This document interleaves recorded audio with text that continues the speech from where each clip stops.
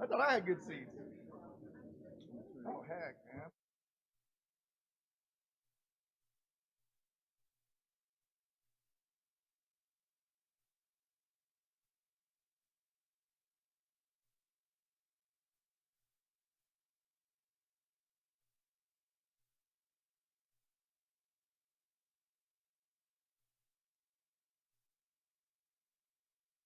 You have to go to the charger before we go.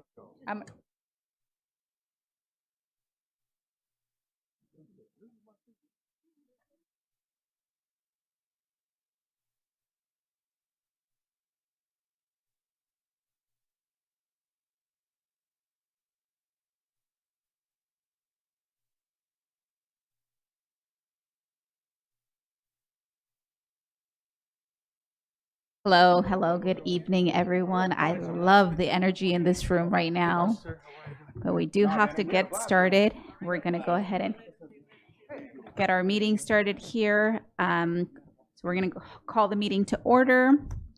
Moving on to 1.2, Pledge of Allegiance.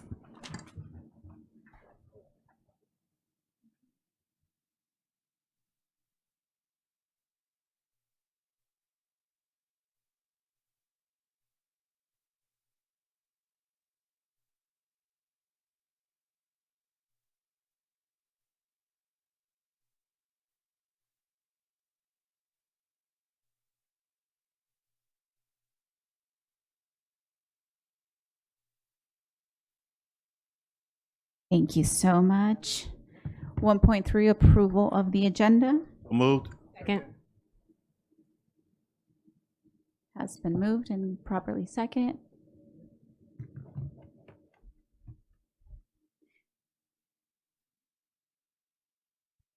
Vote please. Ms. Cervantes?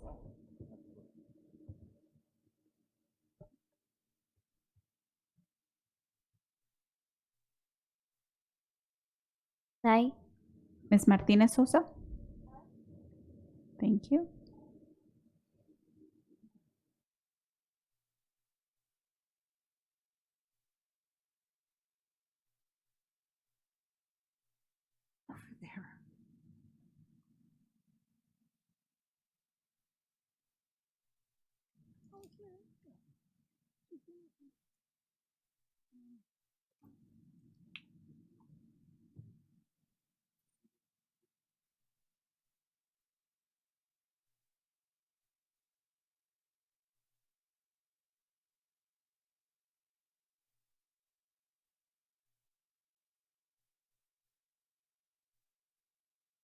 Motion carries.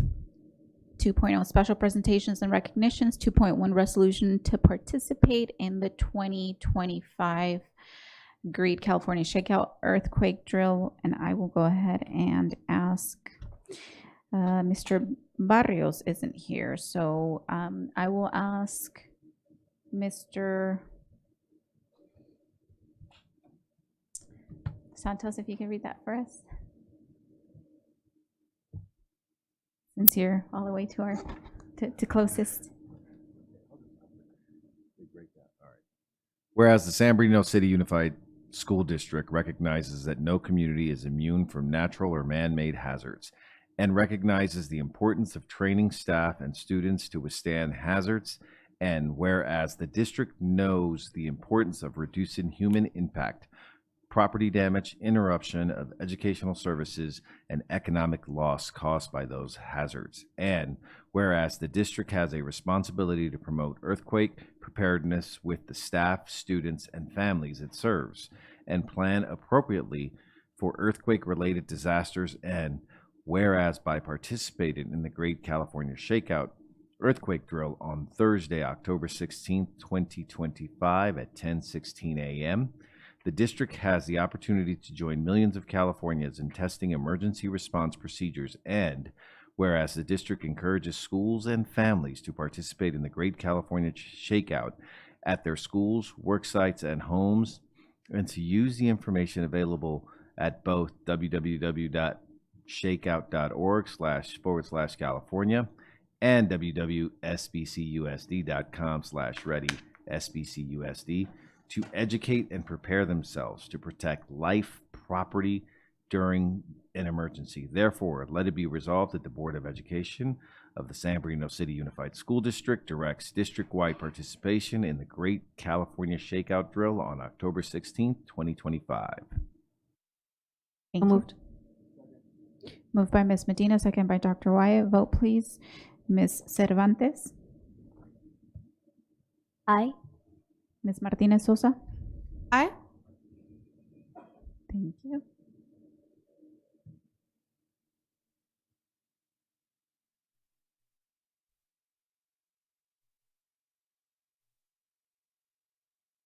Aye.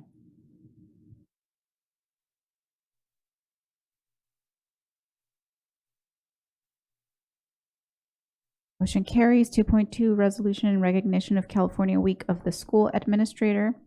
And I'll go ahead and ask Ms. Cervantes if she can read that for us, please. Whereas leadership matters for California's public education system and the close to 6 million students it serves, and the title of school administrator is used to define many educational leadership posts, such as superintendent, principal, assistant principal, special education, and adult education leader, district business official, classified educational leader, and other school districts employees who are considered administrators. And the future of California's public education system depends upon the quality of its leadership to guide and evaluate the educators and support staff who work directly with students. And school leaders depend on a network of support from fellow administrators, teachers, parents, students, businesses, communities, members, and board trustees, colleges, and universities to promote ongoing student achievement and student success. And the state of California has declared in Education Code 440.15.1 the second full week in October as the week of the school administrator. Therefore, be it resolved, the Board of Education of the San Bernardino City Unified School District declares October 12th through October 18, 2025 as a week of the school administrator, and commends all school leaders for the contributions they make to successful student achievements. So moved. Second. Thank you. Moved by Mrs. Alexander, second by Ms. Medina. Vote, please. Ms. Cervantes. Aye. Ms. Martinez Sosa. Aye. Thank you.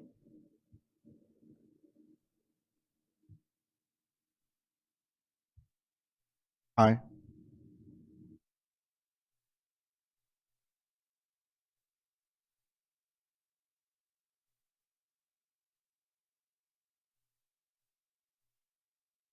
Motion carries. 2.3, resolution in recognition of Red Ribbon Week. And I'll go ahead and ask Ms. Martinez Sosa if she can read that for us, please. Whereas according to data collected in 2020, half of Americans the age of 12 and older have issued illicit drugs in their lifetime.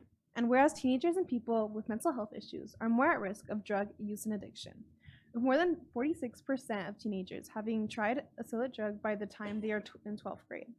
And whereas government, parents, law enforcement, schools, service organizations, and youth can provide peer influence by demonstrating a commitment to maintaining healthy, drug-free lifestyles by wearing and displaying red ribbons during Red Ribbon Week. And whereas the theme of Red Ribbon Week is 2025, A Life is a Puzzle, Solve It Drug-Free.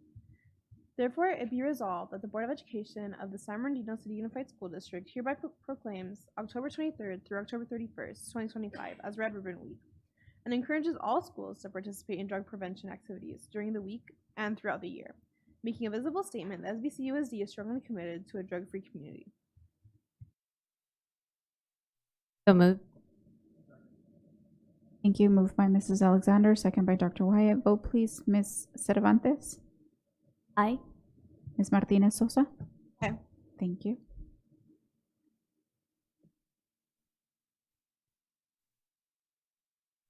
Aye.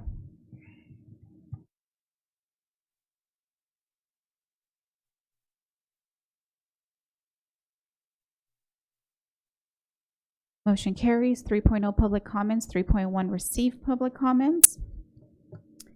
This is the only time the public will have an opportunity to address the board on items not on the agenda and within their subject matter jurisdiction, such as district policies, procedures, programs, services, or fiscal matters.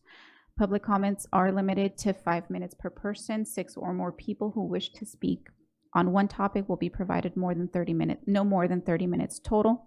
Speakers are cautioned that under California law, no person is immune from liability for making intentionally false or defamatory comments regarding any person simply because these comments are made at a public meeting.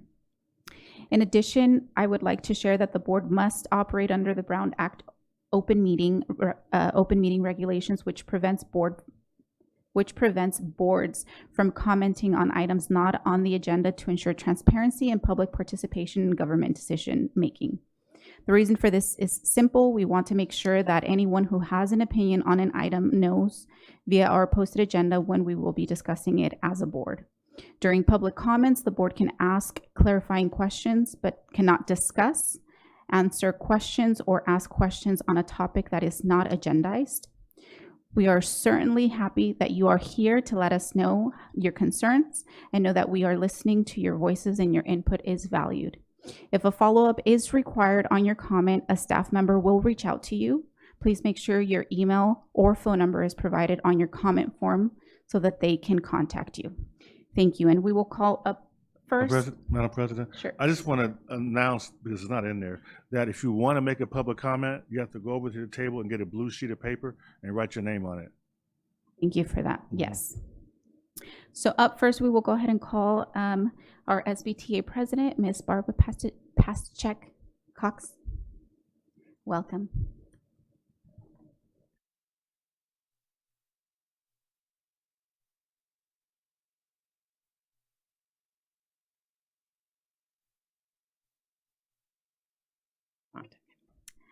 Good evening, President Ceballos, Vice President Aviles Grande, Mr. Ariano, and esteemed members of the board and cabinet.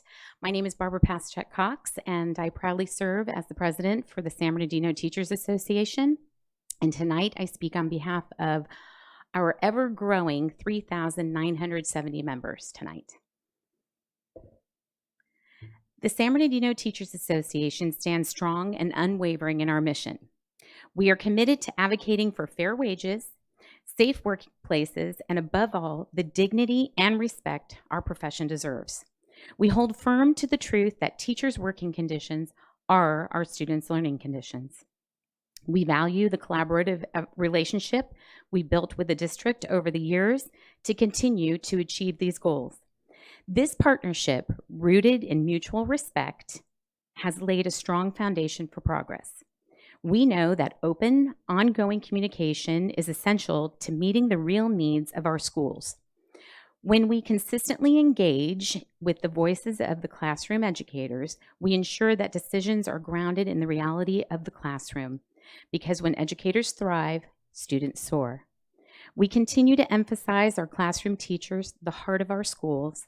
These are the professionals who show up every day with the commitment and care, ensuring that every student has the opportunity to learn, grow, and succeed. Their insight and experience must remain central to every conversation about what our students need. As educators, we've stepped up in countless ways. We advocated for students to have access to proper nutrition, quality equipment, well-maintained classrooms, updated books, and the most dedicated, well-prepared educators standing in front of them. Our members actively serve on committees, pilot new textbooks and programs, and lead with the goal of ensuring student success across our district. We are committed to continuing open dialogue with our school board and district leadership, but dialogue must lead to action. If we are truly to attract and retain exceptional educators and leaders, we must prioritize the support, resources, and professional growth that our classrooms demand.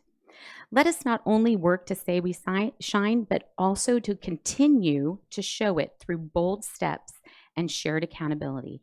Thank you so much and have a good evening. Thank you.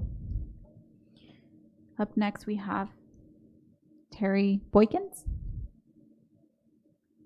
Welcome. Good to see you. Thank you. Once again, Terry Boykins, Executive Director of Project Fighting Chance. Just wanted to bring the board president, superintendent up to some date on some things that we are pretty excited about. Project Fighting Chance is constantly being contacted by organizations around the country about what we're doing here in San Bernardino, some of the progress that we're making after school, some of the issues you start talking about, drug intervention and so forth that's happening. So tomorrow, I'm pretty excited about what's happening. We'll be at Arroyo Valley High School. Terry Washington will be, after 2 years, will basically do a boxing showcase after competing for, of course, the Olympics and turning pro. And some of you may now know that he has received the WBF World Champion. We'll be going for the WBC November 29th at Pechanga. And so they're going to host him. And I wanted to share with you, we do not take our relationship with EXL lightly at all. Had it not been for this after-school program, Terry Washington would not have been a world champion. Somewhere to go after school, somewhere safe to go, someone to talk to, resources provided, staff provided, it would not have happened. And part of our being back on campuses, tomorrow, I believe about 11:45, we're going to step onto Arroyo's campus with 3 national champions, Terry being a world champion, of course. And we're going to talk about, what it takes to train and why fitness is important and why social emotional learning is important. But also, too, how to really deal with conflict and aggression and violence, and to make sure that that message comes through clear with alumni from San Bernardino City Unified School District that have been in the schools, that have graduated from the schools, and have gone on to do some great things in their respective sports. But we also understand that our responsibility in giving back, whatever we accomplish, is due to the educators as well as the students and the youth in this community that are looking for those individuals that are out in the ranks that will make a difference. And we're going to do that. And I can tell you, if you've not seen the Lopez brothers and Terry put on a boxing showcase demonstration, it is absolutely phenomenal. We are looking to excite some young people tomorrow. And with the message of the importance of education and the importance of family and the importance of being responsible for doing the best that you can do to ensure that your community is safe as a young person. And so that's what we're going to do. The other thing I wanted to share with you, if you have not seen it, the San Bernardino Police Department and Project Fighting Chance has entered into a 40-week commitment after school, which they are there every week. And there is a video that has caught the attention around the United States, which is absolutely phenomenal. I'm going to encourage you to watch the video of your students after school at Project Fighting Chance. It's going to amaze you. Don't cry. You may have cried. People told me that they've cried after watching the video. But it is pretty touching, but it's exciting that people around the country are seeing the youth at Project Fighting Chance. Of course, we're at the Reuben Campos Community Center, and we also are at school sites. We were just assigned Arroyo. We're excited, but we also just today received an inquiry to bring the showcase to San G, and I think on to San Bernardino and then to Cajon High School. And so the high school population, we know that that's the last 4 years, and life happens, life be lifing, adulting be adulting, and we have some young people who have gone on to be champion. I think that we'll have an opportunity to serve them well by sharing some of the experiences, but some challenges that it takes to be a champion. So, we are going to ask on the school site tomorrow where our champion is at. So that will be exciting. And also we have on November 22nd, our annual Jabathon event, which is exciting, from 7 o'clock in the morning to 7 o'clock at night, nonstop boxing, fitness, workout, social emotional needs, mental health, stress, trauma, all the things we're going to be reaching out. Our goal is to basically have about 600 young people come out and work out with us, and the coaches are ready. The circuit will be ready, and without a question, Project Fighting Chance will be ready. And so we want to invite you all to take a look at what we're doing. I'm going to give some cards again to the website that we can get to, but without a question, I want to let the community know, the board know, check out the video of the work that your youth, your student, your scholars, your at Promise students have put in after school. After school programs, without a question, have changed the lives of young people at that gym. So I want to say thank you, EXL. Thank you so much, Mr. Tillman. Mr. Boykin, I want to thank you for coming down, and Thank you. I just want to commend you guys on your success, but it hasn't always been easy. No, I remember over 20 years ago getting a call from the late Greg Ball, who's my fraternity brother, and they were fighting chance of losing their spot at Ecclesia. correct. And I was able to make some phone calls and got them set up someplace else. And then they ended up at Paris Hill Park for a little while. And then I know you guys have been to a lot of different places. There was a point where the district got money to do tutoring programs and after-school programs, and that was the opportunity that we used to bring in Fighting Chance as an after-school program in the very beginning. But I remember when it was just barely holding on, and I want to commend Ian Franklin because he's been there from day one, and this was his passion and his love. And I know you guys have touched so many students in the district. I know we talk about Terry a lot, but for every Terry, there's 1,000 kids that you guys have benefited and saved their lives that we'll never hear their names.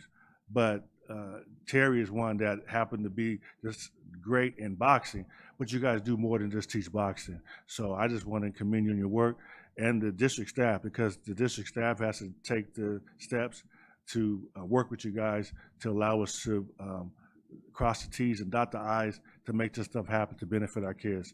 So I just want to say thank you. Danny, thank you very much. And I know I'm out of time, but I also want to say, to Dr. Gwen Rogers,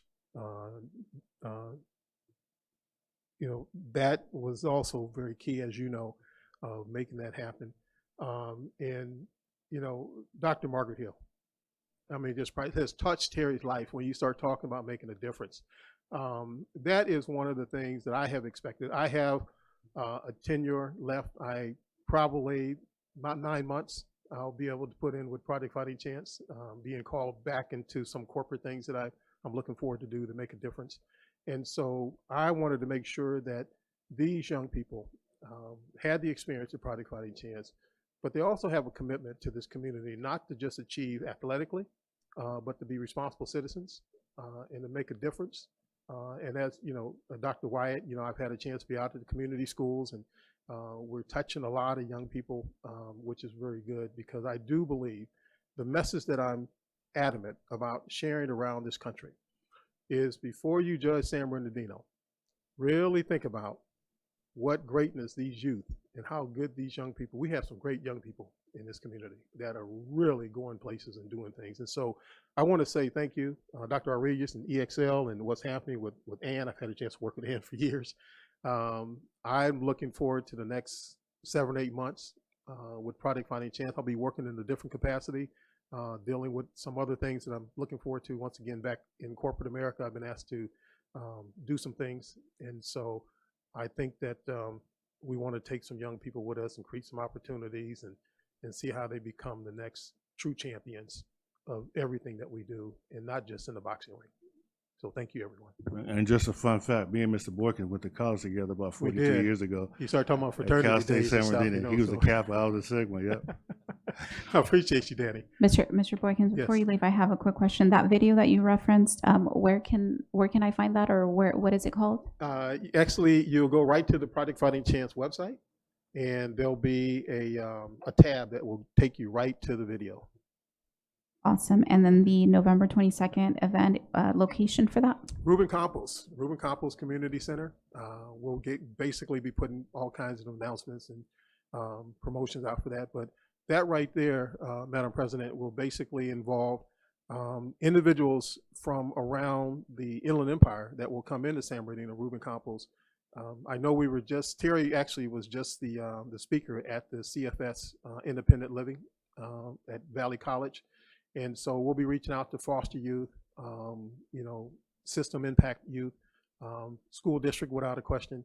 And we'll basically make sure that they get a chance to come in and not only talk to the coaches that have helped create those champions, but for them to understand that they can work out as a champion. They can be a champion as well. And we want to make sure that they do that. Awesome. Thank you so much. Okay, and I'm going to share this with everyone. All right. Up next, we have Mr. Edwin Delgado. Welcome. Good to see you. we have champions in the city of San Bernardino. Our students are champions, our board members are champions. So good evening, Board President Ceballos, members of the board, Superintendent Arellano, Executive Cabinet, distinguished guests, and members of the public. My name is Edwin Delgado, and I'm here representing Vice Chair of the Board of Supervisors, Joe Baca Jr. And I'd like to just speak on item 10.6.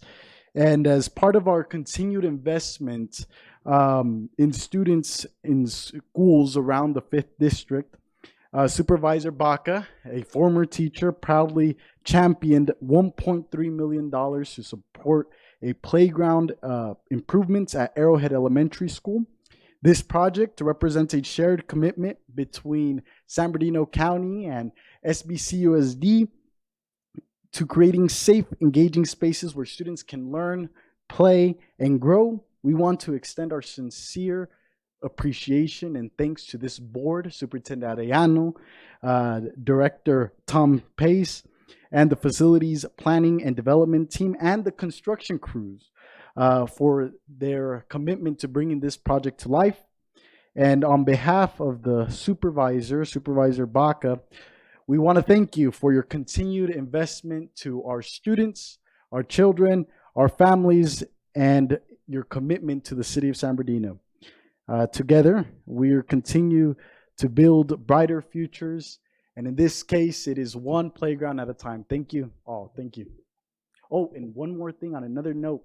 On this Friday, we will be hosting our College and Career Day, where students will be able to experience different departments, careers in different departments in our county, as well as we will have representatives from different schools, higher education, from colleges and universities to speak to our students. And we are very grateful for the students of San Bernardino City Unified School District for being in attendance and participation, as well as we have our 4th cohort of our Youth Advisory Council, where students get to learn about local government and also get to participate in community projects.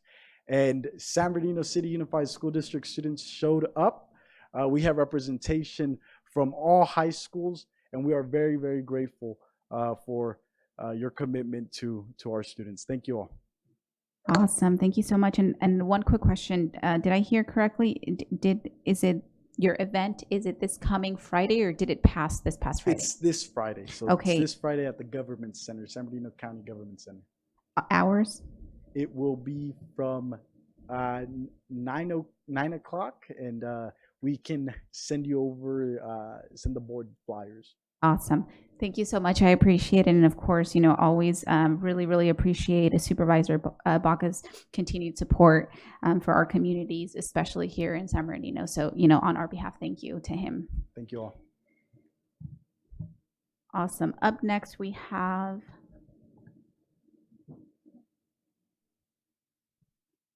I believe it's Lanila Moreno.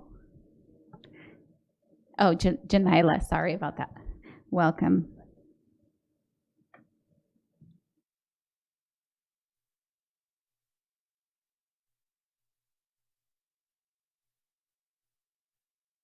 Push the microphone button. On the bottom. There we go. Awesome. Good evening, board members, staff, students. I am Janila Marino, a product of San Bernardino Unified School District. As I stand before you, I reflect on the phenomenal education experience I had from pre-kindergarten all the way to 12th grade. But I realize many of my peers and many of the current students are not sharing the same phenomenal experience with their education.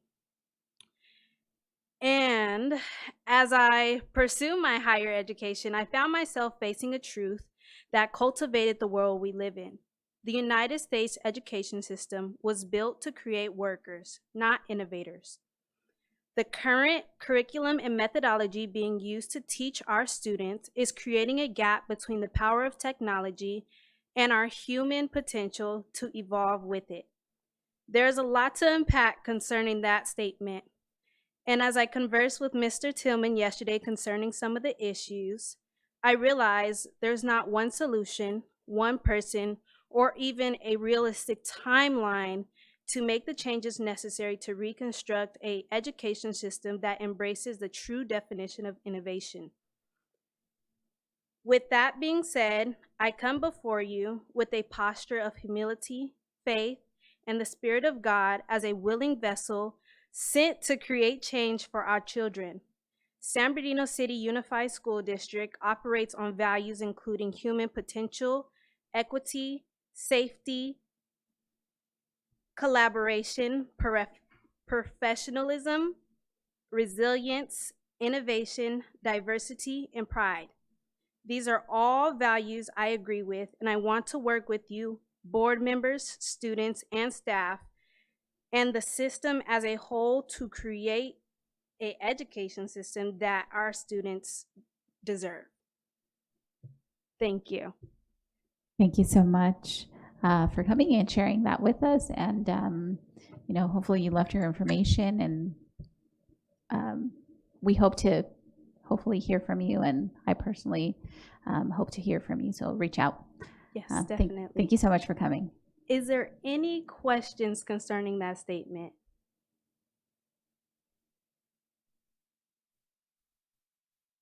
I don't. Or, Ms. Grande?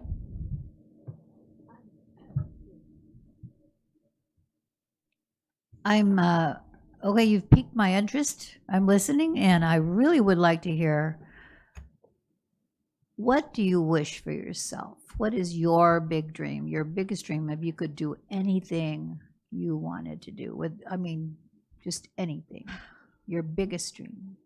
That's a big question, but my biggest dream is to, from a young age, to make the world a more beautiful place. I know that sounds pretty cliche, but my biggest dream is to see the full potential of our society as a whole, as a race of just being a Black girl in this world. I go through a lot of oppositions, and I just want to make this place, or the people that I impact, reach their full potential. So my biggest dream is to help and to serve the community in a way that impacts the world significantly forever, to leave a mark in history.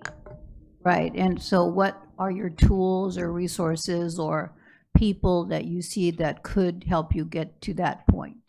Well, I'm just starting out, so I was hoping that the school board would maybe do some collaboration with me. I'm in the business of analyzing policies more than anything, because that's what really sets the foundation for everything that we do. So that's what I would want as far as collaboration with the school board and anyone who is willing to make a change. Are you in high school now or college? I'm in college, yes. Which year, if you don't mind? I am in my junior year. Junior year. Yes. Very good. Ms. Grande, I'm going to just kind of point of order.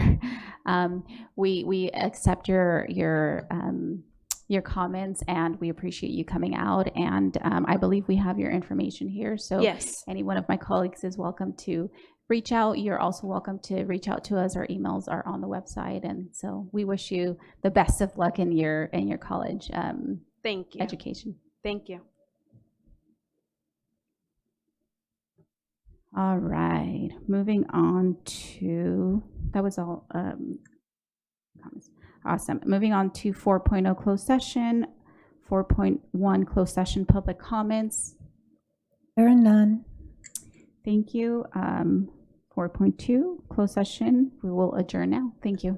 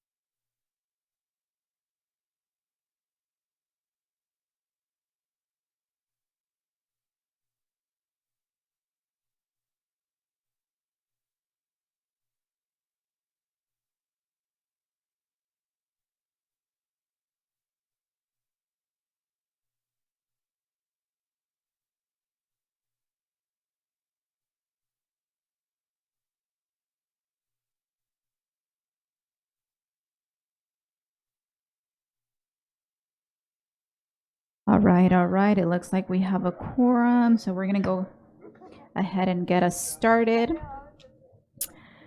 So welcome, everyone.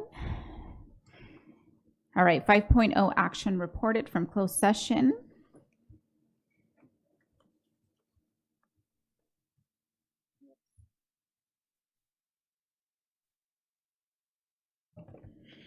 (5.1) expulsion of students. Be it resolved, the Board of Education accepts and adopts the recommendation and findings of the hearing panel based on a review of the panel's findings of facts and recommendations, and orders the expulsion of the following students with the identification numbers as listed below in accordance with the board rules and regulations and in compliance with Education Section 48900. Moved. Second. Moved by Mr. Tillman, second by Dr. Wyatt. Vote, please.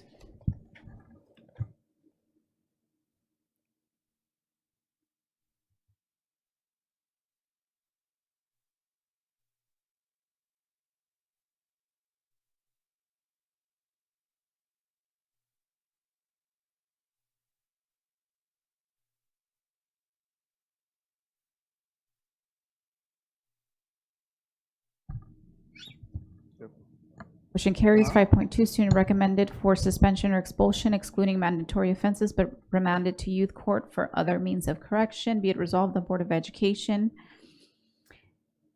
accepts and adopts the recommendation and findings of facts of positive youth development and orders the suspension or expulsion of the following students with the identification numbers as listed below in accordance with the board rules and regulations and in compliance with Ed Code Section 48900.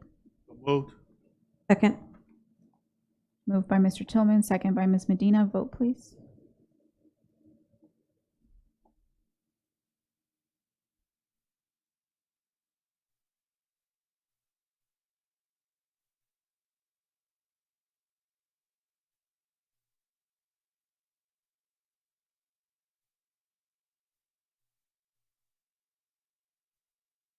Motion carries. 5.3, lift readmit of expulsion of students. Be it resolved, the Board of Education authorizes the readmission of the following student with the identification number as indicated below to schools of the San Bernardino City Unified School District in accordance with the board rules and regulations and in compliance with Ed Code Section 48900.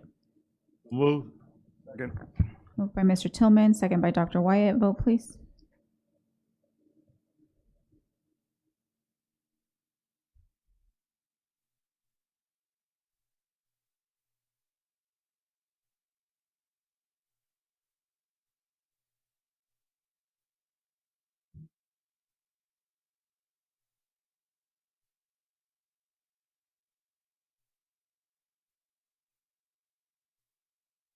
Motion carries. 5.4, petition to expunge, rescind, sealing of record, or modify youth court or expulsion. Be it resolved, the Board of Education authorizes the expulsion and or youth court modification, expungement, or rescinding of the following student with the identification number as indicated below to the schools of the San Bernardino City Unified School District in accordance with board rules and regulations and in compliance with Ed Code Section 48900.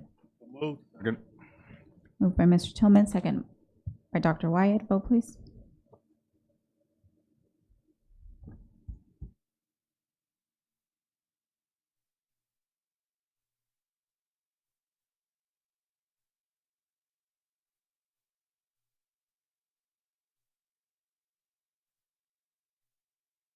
Motion carries. 5.5, other closed session. There is none to report. 6.0, student board member. 6.1, reports and comments. I'll go ahead and start with Ms. Cervantes. Good evening, everyone. I would like to thank President Ceballos and Vice President Aviles, as well as the board members, for having me today. I'm Valeria Cervantes, a junior and a representative from Arroyo Valley High School. Overall, I would like to thank all the custodians for keeping our campuses clean. On October 2nd, we celebrated National Custodian Appreciation Day. Our custodians work hard every single day to keep our campuses safe and clean. Overall, I noticed how well maintained Arroyo Valley is, showing a clean and welcoming environment that helps students feel safe and focused for the start of the school year. At Arroyo Valley, this October, our school is proud to showcase its strong sense of community spirit and student involvement through a series of exciting and meaningful events. Seniors will receive dedicated support with their college applications on October 15th and 16th. while the homecoming game on October 24th and the dance on October 25th will bring students together in celebration of school spirit. Over 400 students will take the PSCT, reflecting our ongoing commitment to academic achievement. In addition, the VAPA Festival and Trunk or Treat will highlight the creativity of our visual and performing arts, as well as clubs to fulfill this role. The juniors and seniors will participate in a distractive driving assembly focused on safety and awareness. Together, these activities represent the vibrant, well-rounded spirits of our community. And San Andres recently celebrated its end of a quarter graduation, recognizing seniors who have completed all their credits and are ready to take the next step towards higher education. In San Bernardino High School, Western University Optometry will be visiting the campus on October 22nd to provide free vision screenings and glasses for students. They also celebrated a successful homecoming dance last week, filled with school spirit and fun memories. Seniors can now begin submitting their college applications as they prepare for the next chapter in their academic journeys. Meanwhile, the boys and girls soccer seasons are quickly approaching with tryouts held last week, and the unified flag football team is nearly completed with just 2 more members to get started. Together, these milestones and activities highlight the dedication and growth that define our school's communities. Therefore, these are some of the things highlighted by the schools. Thank you again for having me today. Thank you so much for that wonderful report. Up next, we have Ms. Martina Sosa. Good evening, everyone. My name is Ademi Martinez. I am currently a junior and representative for Indian Springs High School. Now, I wanted to take a moment to thank the Department of Secondary Education, as well as our lovely superintendent, Dr. Rodriguez. I know I've already thanked her once before, but you guys don't even know how much she does for us. I'm so grateful, and she helped me to connect with them actually. And I had spoken to them regarding a topic at Wami School, and they treated me with nothing but respect and hospitality while being efficient. I'm so honored to be in a district with such distinguished staff that not only ensure that our voices are heard, but that we are also attended to in a timely manner. Next, so many great things going on in our schools.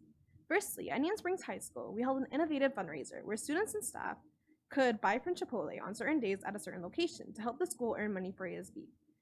We are also preparing for a homecoming parade in many clubs, building and creating physical items to carry across our football field. And another thing to point out is that we were doing our PSAT, which helped us to prepare for our SAT in March. Additionally, at Pacific High School, their football team remains undefeated. On October 5th, HOSA at Pacific participated in the Believe Walk, which was a 5K walk to support and empower those fighting breast cancer. Furthermore, at Middle College High School, this past week they had a Cultural Spirit Week where students were able to wear their jerseys to represent their countries. And another day was traditional cultural dress, a day showing the diversity amongst students. During that same week, the junior class got the opportunity to visit the USC campus, exploring future options for higher education. Notably, September 15th was our first SLAC meeting of the year, where we were introduced to both new and familiar faces. During the introductions of many important people, all the student board members had the wonderful opportunity to present their hopes for SLAC. We also created slides of ourselves to introduce who we are to our peers in SLAC, so they can feel more comfortable around us and look to us if they ever have any worries regarding anything. You are here and we're your peers. SLAC also ran an activity where we were divided into groups in order to get to know others. Towards the end, we had the honor of Superintendent Mr. Arellano coming to talk to us. To talk to the students about districts, and he gave a very speech that was very touching and inspiring to many. The SLAC meeting overall went very smoothly. Thank you so much for your time. Have a lovely evening. Thank you so much for that wonderful report as well. And we will go ahead and move on to 7.0 administrative reports and presentations, 7.1 tip ETSA presentation, and I will go ahead and pass it over to Mrs. Applegate, our Assistant Superintendent of Educational Services. Thank you, Board President Ceballos. So good evening, Board, Mr. Superintendent Mauricio Arellano, the rest of the Cabinet, and our viewing audience. We are extremely proud to bring you this update on our tip policy. As you know, Board, you have been proactive for years. I know, Mr. Tillman, you were there at the inception back in 2007. So we're very proud to bring you all the updates and show you just how much we've moved that needle in the last 4 years. So we're very excited, and I'm very proud of Dr. Greer and his team and the whole Ed Services team for working collaboratively toward the African American student achievement. So without further ado, I'd like to bring you the official report here, and just know that the data has not yet been unembargoed, but I think you'll be very pleased that it's trending in the right direction, and you will see that possibly in November or December, you'll see the actual numbers. But Dr. Greer will talk a little bit about how that data is going up, and we're very proud of that. So without further ado, Dr. Greer, please.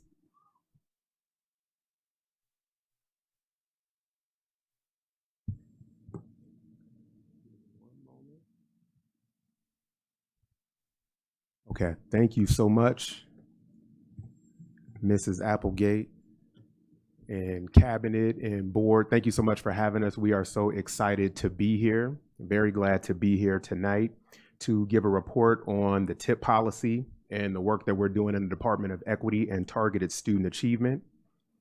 And I want to start by saying really thank you to all of you for your courageous leadership, your support of all of our students, and I think especially for your understanding that while many students don't experience school or life equally, it's important that we really apply, be creative, and use equity strategies to sort of fill in the gap and make sure that all students are having their needs met.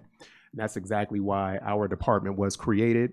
And I also know that it's not always easy, especially in our climate, to support equity strategies, but I do think it's the moral thing to do. I think it's the right thing to do. So I'm grateful for your integrity and for your leadership, your courageous leadership. And I also want to give a shout out to all of the many parents and community leaders who we have here with us tonight. Many folks who, thought long and hard about how to create equity in this district, in this community, and folks who were a part of the fight for a long time. So we want to thank all of them for being here.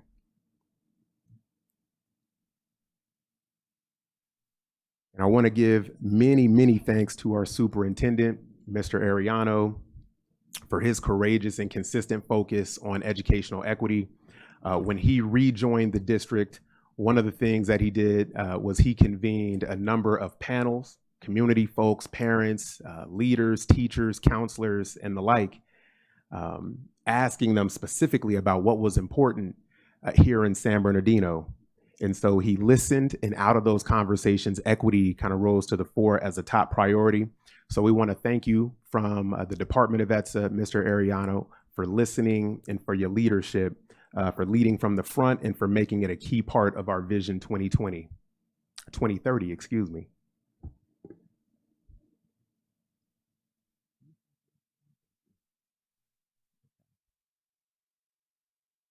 We want to take a quick look at our TIP policy, and then what we'll do is give an overview of how we're doing on all the objectives. And so we have, as you can see here, the policy, which was established in 2007, has a number of priorities. And so among them are English and reading, math, A through G completion, access to advanced courses, family engagement, district professional development. We also have in our department some oversight of our Sankofa Magnet program. Many thanks to Dr. Lynn Cooper, who was the first director of the ETSA department, for starting the Sankofa Magnet. Him and Dr. White, I know, talked a lot about it and were able to put it together. So we're running that program now. We also have an initiative around Pacific Islander student success. And then, of course, we are now providing a racial slurs workshop and protocol. So we'll talk about each one of those and how that work is coming along. I wanted to first just share briefly here that while our preliminary data are, that we have preliminary data which are showing improvements for African American students in many of the key TIP areas. And so that includes ELA and reading, math, A through G, high school graduation, and dual enrollment. Our dual enrollment numbers are getting much better. We have some of our partners here from San Bernardino Valley College. And this is something that we've been thinking critically about. I want to really give some props and a shout out to Dr. Venkatesan from secondary education, because I know dual enrollment is at the top of her mind as well. So we want to make sure that our kids are graduating A through G and are getting a chance to access those courses at the community college. So this is something that we're working hard on, and we've seen a considerable increase and the number of kids who are taking those classes and earning credit for them. And then we've also seen a decrease in suspensions and chronic absenteeism, and many thanks to the work of PYD, Dr. Bikendova, Dr. Rodriguez. And I know that official data will be released and shared with the board in November. So I want to share our wonderful, amazing team, all these good folks in the Sankofa polo shirts.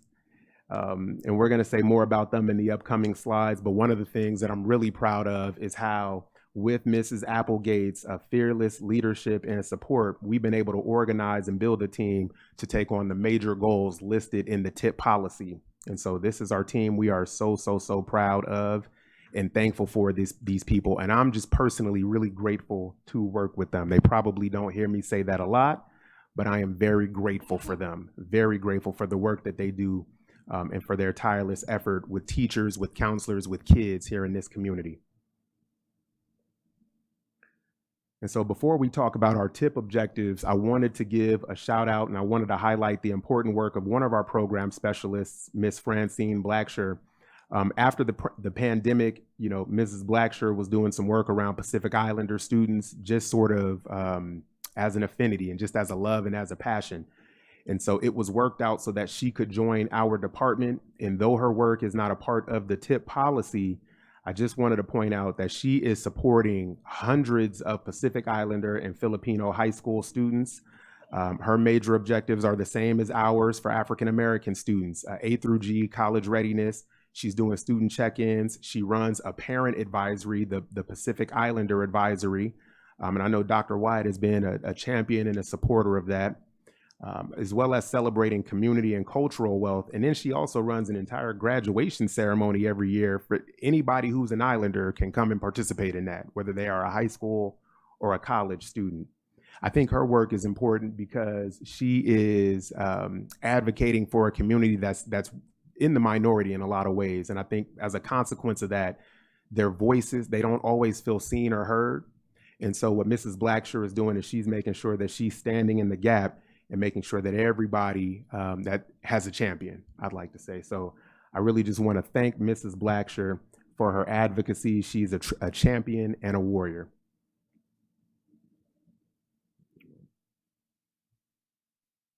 Next, we're going to share some program enrollment data, and I want to give a lot of thanks to Dr. Cleveland's staff in AET, Eric Nuno, who I was on the phone with Eric today, making sure that we had these data correct. And so I want to thank them for all of their help and their leadership. I want to thank Dr. Kelly, our child development director, and Dr. Clark, our gate coordinator, for their help as well. I'll just give you a quick overview. As you can see, we have about 3,600 African American students here in the district. And that number goes up to about 6,000 when we include students who are more than one race. Our district overall serves about 90% of students, of all of our students, who are socioeconomically disadvantaged. So we just support a community with a lot of need. And we have 84 students in our Sankofa magnet this year. That is a considerable increase. Many thanks to this lady sitting next to me, Mrs. Casey. Our number of students in honors and AP courses is up. So about 31% of all of our African American high school students are taking an honors or an AP course. And that's many thanks to Dr. Beckles and our equity counselors. And I'm going to talk more about their work in a minute, as well as dual enrollment. And so 18% of all African American students, that's about 1 in 5, almost 1 in 5, if they're in high school, they're taking a dual enrollment course. So we're very proud about that, and we're going to continue to push those numbers up. So next, we're going to give you an overview of our work toward each TIP priority. And the first one is elementary reading. So we've got 4 full-time program specialists, and they are amazing. I want to give a shout out and many thanks to Miss Roxanne Williams, Mrs. Shonda Legesimy, Ms. Marcia Hunter, and Ms. Renita Marshall Martin, as well as to Tamika Casey, who helps lead and manage this work. They are providing training and leadership and coaching to 32 equity guest teachers who are working at 30 schools, 30 elementary schools. They're showing up every day to help fill in those reading gaps and make sure kids are learning to read at grade level. They're also supporting 24 focus teachers at 15 schools. So these are teachers who have larger numbers of African American students, And so they're in their classes, coaching them, supporting them, collaborating with them, specifically around what we call gap closing teaching. And collectively, our ELA equity work is serving about 1,000 students daily. And I just want to show you the schools. So here you can see a visual of the 30 elementary focus sites. Now we have some really promising preliminary results that we're going to share in November when the data are unembargoed by the state, by the CDE. I want to thank Dr. Coker for the work that she's leading in elementary instruction, Ms. Archuleta for the work that she's leading with the focus schools. We have a lot of schools in common, and thanks to our principals and TOSAs and teachers at those sites. And so these are the sites where we have our equity guest teachers. And again, they're showing up every day working specifically with students to make sure that we're closing the gaps in reading. And I'm going to talk more about their work next. So again, we have 32 equity guest teachers. We call them EGTs. So they provide daily small group reading support to upper grade students, primarily African American students. They're providing intervention for struggling readers, and I'll talk about that in a second. All struggling SBCUSD students get similar support. So I want to point out that if you are a student with need here in the district, reading need, literacy need in particular in elementary, you're going to get some additional support during the day. That's just baked in. It's just a part of how we do business under Miss Applegate and just some of the interventions that she has as woven together. And so we're making sure that our African American kids and other kids are absolutely getting that support. And then we have our 24 focus teachers. And again, these teachers have an ETSA coach. These are teachers with 6 or more African American students in grades 3 through 6. And these are also teachers who, coming into this year, the African American students in their classes are, of them, 50% or more scored below grade level. So we're talking about teachers with a lot of African American kids who struggled last year, who could use some additional support if we're going to close those gaps and get those kids to grade level. And I want to talk briefly about our intervention here. So in ETSA, we're trying to get better and better at first ensuring that we close the foundational reading gaps that some African American elementary students have. And second, we want to ensure that students can fully comprehend grade level texts. And third, we want to ensure that students understand and are prepared for what they will see on the state test. And so this is the curriculum that we're using. Our students now who are in the reading intervention in upper grades elementary, they're getting a curriculum called Rewards. And this is focused on filling in the foundational reading gaps. And I'll show you what that looks like in a second. But we're going to transition them around December or January to another curriculum called ACT, Accessing Complex Texts. And this is more so designed to really make sure that they are able to comprehend grade level text at a deep level, because that's really where we need to take them next. And so let me show you what we're talking about. And I think Mr. Chavez is going to play some video clips for us. Each of these is about 40 seconds. Last line. What's this part right here? Back. Back. And then? Bone. The O is saying its name. Put them together. Backbone. Backbone. Make it real. Backbone. That's like our spine, right? You can feel your backbone. What's this part right here? Hand. And then? Shake. Put them together. Handshake. Sounds real to me. Handshake. Last one. A bit of a tough one. What's the first part? Ob. Middle part? So. And then? Lead. The E is saying its name, right? Lead. So put them together. One more time. Let's recap. Go. Ob. So. Lead. Put them together. Obsolete. There you go. Obsolete. So what we're looking at right now is, what's this word? Sam. Sam. And what word did we just write the last time? Am. What if I get rid of this S right here? What word is that? Am. So doesn't it just have the S sound in front of it? Yeah. What is that S sound again? So we know that if I do that S, it gives me what? Sam. Nice job. Awesome. So we all have that written down, right? Perfect. All right, so let's go to our next part. So our next part is going to be a sentence. You guys want to try a sentence? I just want to point out that, you had Latino students, African American students in that group. Our EGTs They have a caseload of students that they support, but they can help anybody. And we want to make sure that the kids with need are getting the support that they need. Can we play the last one, Mr. Chavez? Now let's put that in front of old. Give me the S sound.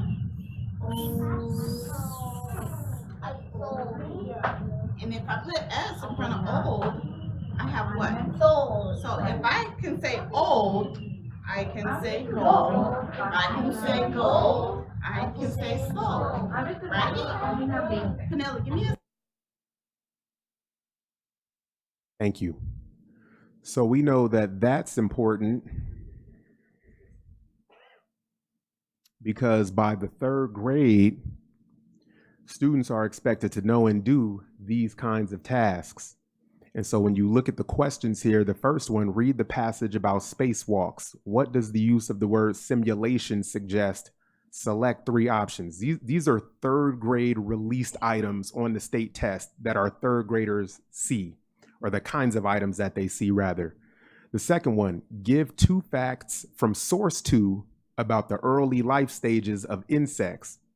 And then lastly, which of the 2 sources has the most helpful information about what it's like to live on an island? Explain why this source has the most useful information. Support your answer with at least 2 details. And again, these are the released items from our state test, the CASP or the SBAC.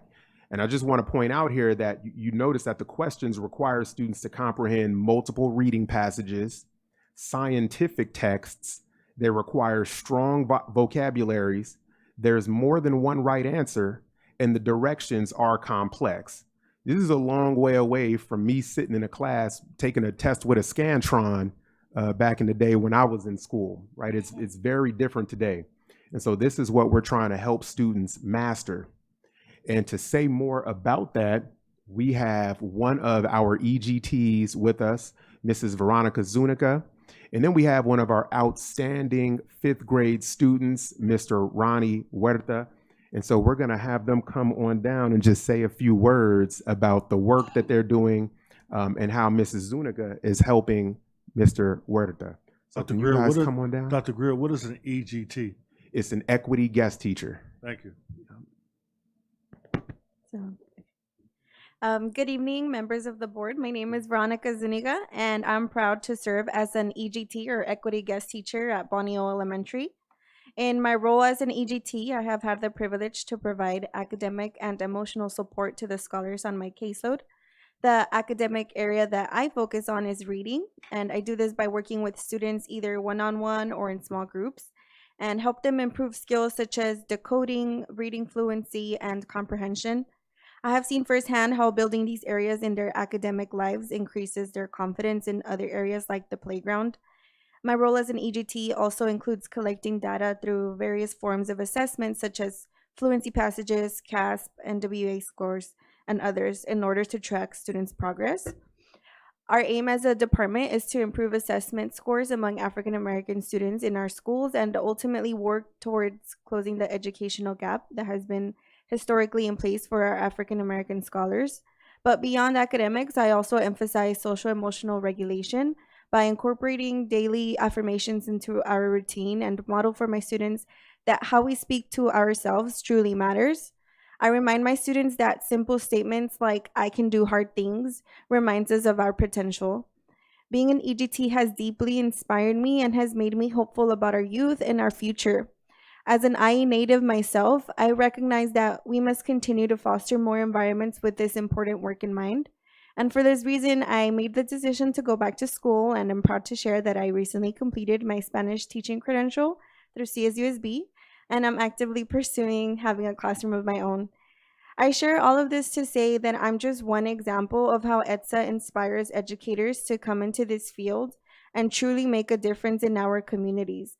I'm grateful to be part of a department like ETSA that believes in equity, growth, and providing professional support for their educators.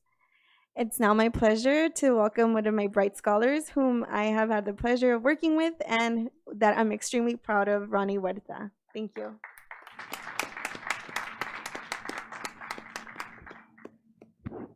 Hi, my name is Ronnie Huerta. I'm a student at Bonio Elementary School. I'm in 5th grade. I have been in Ms. Zuniga's group since 3rd grade. In her group, I use rewards program, and it helps me learn prefixes and suffixes, and it also helps me to read long paragraphs and words.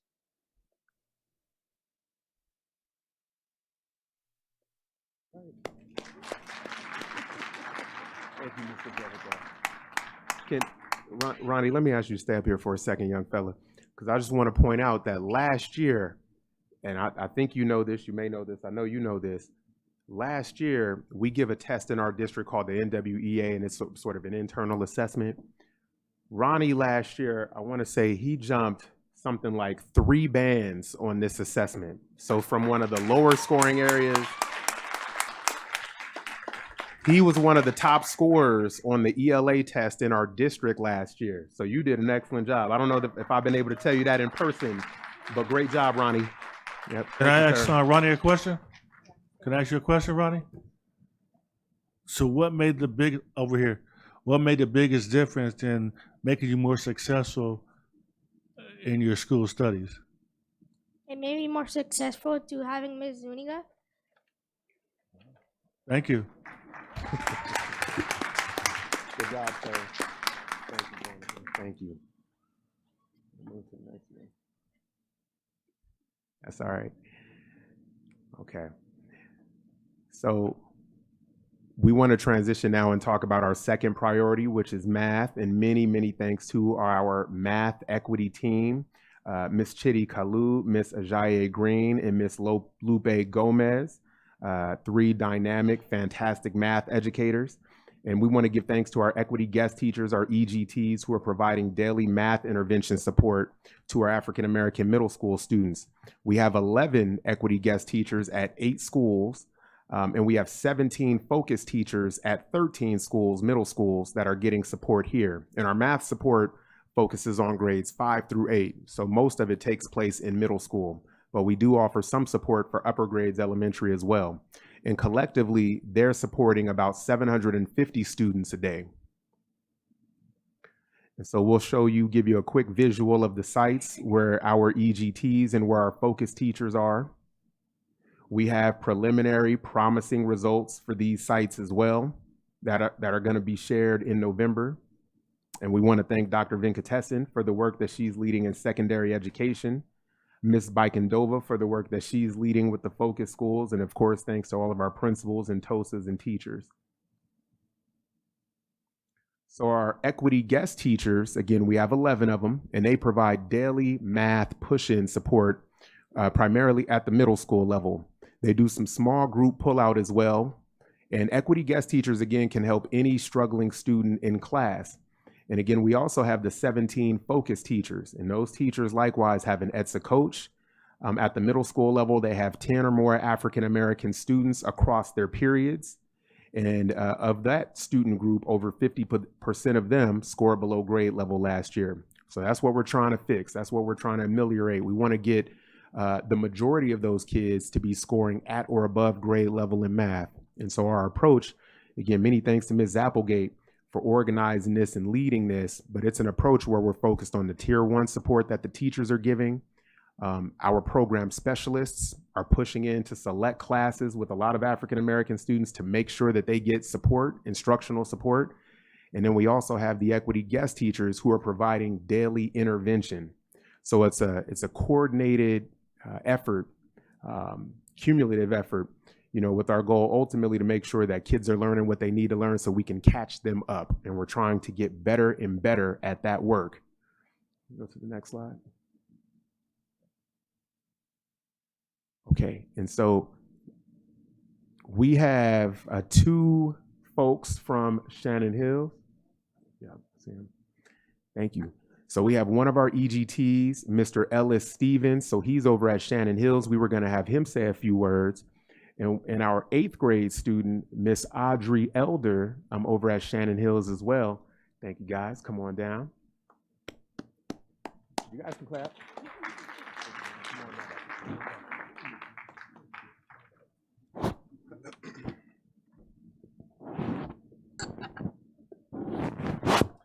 Good evening, members of the board.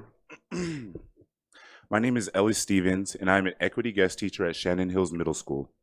I'm here to speak about the important role of our equity guest teachers play in supporting the African American students in math in the San Bernardino City Unified School District. At Shannon Hills, we've seen that academic success grows when students feel seen, supported, and confident in their learning environment. Our equity guest teachers help create that environment every single day. We provide targeted academic support in math by helping students who may be struggling build foundational skills, close learning gaps, and develop a stronger understanding of key concepts. But our impact goes beyond academics. We build relationships rooted in trust and understanding. For many of our African American students, having an equity guest teacher who believes in them, holds them accountable, and encourages them to keep pushing forward has made all the difference. We've seen more engagement in the classroom, improved confidence in math, and a greater sense of belonging amongst students who work with equity guest teachers. Personally, being able to sit beside them, walk them through a tough math problem, and then seeing that moment when it finally clicks, that's powerful.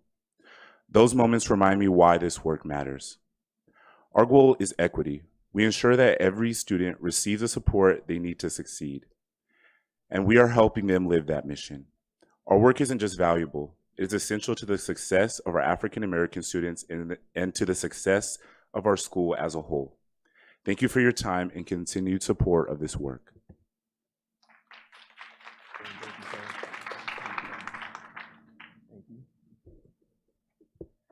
Good evening. My name is Audrey Yoder, and I'm in 8th grade.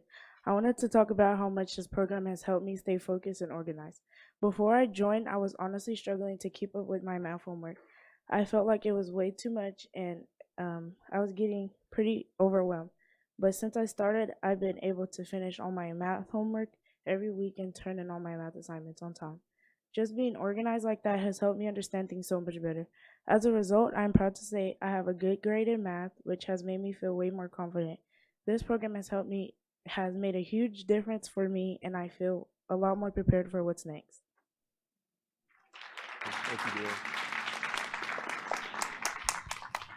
And I haven't had a chance to meet Miss Elder before, but I tell you, the last time I looked, she had 0 missing assignments in Aries in math. She had no missing assignments, so well done. Thank you, guys. So next up, we're going to talk about our high school equity work, and we have a fantastic high school equity team. Dr. Josie Beckles, who is our high school equity program specialist. Yeah, y'all can clap for Dr. Beckles if you like. Very grateful. We have Miss Carolyn Larkin, who is our equity counselor over at Indian Springs. Miss Siobhan Anthony, who's our equity counselor at Cajon. Miss Nikisha Crawford, who's our equity counselor at San Gorgonio. I'm sorry, I said San Gorgonio. She's at San Bernardino High. Excuse me, forgive me. Miss Samantha Cannon, who's our equity counselor at San Gorgonio. And then we have Mr. Malik Ross, who is our equity counselor at Pacific, and he couldn't be here tonight because he went ahead and had a baby on Sunday. And he felt that was important. So now we're very grateful for our team. We also have our colleagues from Valdez Tutoring, and they have been a very important partner. And so I want to thank Mr. Valdez and his team, as well as Kimber Sargent in Categorical for providing the funds so that we can have daily math push-in tutoring. And so we have 11 math tutors who are at 5 high schools, and they are pushing into math class every day to make sure that kids who are struggling, especially if you are getting a D or an F, if you got a D or an F in the grade book, then the counselors are going to push the tutor directly into your class during the day so that you can get that help during the day, not at lunch, not after school, not at home, but during the day in math class. And collectively, they're supporting about 800 students. And so I want to share some of our math DF rate data because this is one of the areas where you can just see a significant impact, right? And so sort of our high school equity work can be seen directly, the impact of it in these DNF rates, which have continuously dropped over the last several years. Now, the blue bars show what the African American student DF rates were right before COVID. So that was in that first semester right before COVID, because a couple months later, we went to virtual learning. The gray bars show the second semester of 2023-24, and the orange bars show the second semester of 2024-25. And so you can see that after COVID, after we started building our high school equity team, and after we added daily math push-in tutoring, the math DF rates dropped from the 40, 60, and 70% range to now the 20 and 30% range at most of our high schools. And the training from secondary ed on standards-based grading and our high school principals adding more math support classes have been extremely important as well. And the DNF rates are important because ultimately we want our students to have the grades needed to get into college. And so this year, our equity counselors gave our seniors a post-secondary plan survey to see what their plans are for life after high school. And so what you're seeing here are responses from 131 of 194 African-American seniors at 5 comprehensive high schools. That's Cajon, Indian Springs, Pacific, San Bernardino High, and San Gorgonio. And so I'll just take a second here to allow you to kind of check out the data and the results from the kids. But as you can see for that first item, about 53% of students said that they either have a clear plan for what they want to do after high school, or they have some ideas but aren't quite sure. 89% of the kids said that they indeed want to go to a 2 or 4 year college, right? Only 8% said that they want to take a gap year or not go to college at all. When asked about how confident they are for life after high school, only one student said that they were not confident. 99% of students rated themselves as very or somewhat confident for life after high school. Now, however, when we asked about the steps that they were taking to prepare for life after high school, only 18% said that they've taken the SAT and 15% have completed the FAFSA. It's still a little early for the FAFSA, so I know we're going to be doing some work there to make sure that kids get that done. And our district, thanks to our counselors and secondary ed and the whole team, we do a pretty good job of getting kids to complete the FAFSA. I'm not sure what the rate was last year, but I know it was pretty high. So I know that this is an area overall where we do a good job. About 85% of the kids said that they do need some help with college applications and or the FAFSA. So our team is going to be there to support them every step of the way. And then I thought these last 2 items were interesting. When we asked the kids where they were getting their help from, 39% said that they get help from school, from teachers, or from counselors, and 50% said that they get help from parents. So we're just going to continue to take steps to show kids they can reach out to us, that they can come to us, that we are there to support, right? And that's really across the system, thinking about all of the staff members at our high schools. Can I pause you for 1 second, Mrs. Alexander? Thank you. Before I forget, I wanted to be able to ask this question. Thank you for the excellent report, and thank you to all the presenters. But I just want you to pull on, what does that mean in terms of clear plan? Is that attached to our Pathways program? What does that mean? Life after high school. So we ask students directly if they feel like they have a clear sense of what they're going to do next year. And there were 3 options. I have a clear plan for what I want to do after high school. I have some ideas, but I'm not sure. And C, I'm unsure and need help. So we were just asking kids if they have a sense of what's coming post 12th grade. Okay, that's good. Just do we have an idea though in terms of the students that are in the linked learning programs? Because that would at least give them some insight to maybe that clear plan or the ability to pursue something that they have of interest. Yeah, we can take a look. We can get more of that information. That'd be good. Thank you. Thank you. So in terms of our post-secondary support, one of the things that we're excited about right now, and this is really to further help our kids be successful, So we started reaching out a couple weeks ago to HBCUs, right? And so now we're creating MOUs with several of them, including Alabama State, Bethune-Cookman, Morgan State University in Maryland, Philander Smith in Arkansas, and Wilberforce in Ohio. And it was Ms. Zapplegate who met with some of the HBCU leaders this summer, and she suggested, she came back and she was on fire, and she said, look, we need to investigate establishing some MOUs with these folks. And I remember Mr. Ariano too, bringing to us maybe about a year or so ago up in Sacramento State, because they were working to become a Black student serving institution, right? And so our leadership were saying, we need to really look at colleges that want to serve our kids well, and we need to start creating some formal partnerships with them. So that's exactly what we're doing. Our goal is to secure at least MOUs with at least 20 HBCUs by the end of this year. And in terms of agreements, we simply want to make sure that they instantly admit any SBCUSD student who meets the criteria. And then on our end, ETSA will assist students with completing the requirements. And for students who don't end up going to a university, we have Dr. Dell and Mr. Keenan Giles, who are here from Valley College. We've been talking for a while about making sure that we have a strong partnership so that we can funnel students who do not have a plan. We don't want kids to just be sitting at home. When you say I want to take a gap year, that's like cussing to me. And I don't want to hear that from the kids. We want to make sure that kids who do not have a clear plan, a clear destination after May or June, that we can funnel them somewhere, because we want them to be able to walk into a bright future. So we're looking at all avenues here.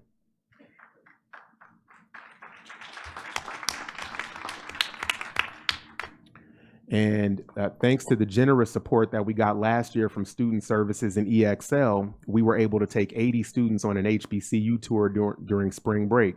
So we wanted to play this short video. Many thanks to Mr. Chavez and Mr. Tisdale in communications, and Ms. Goodwin, because they always work with us on making these videos and making the different communications for us. So can we play this video, Mr. Chavez? This was from our HBCU tour.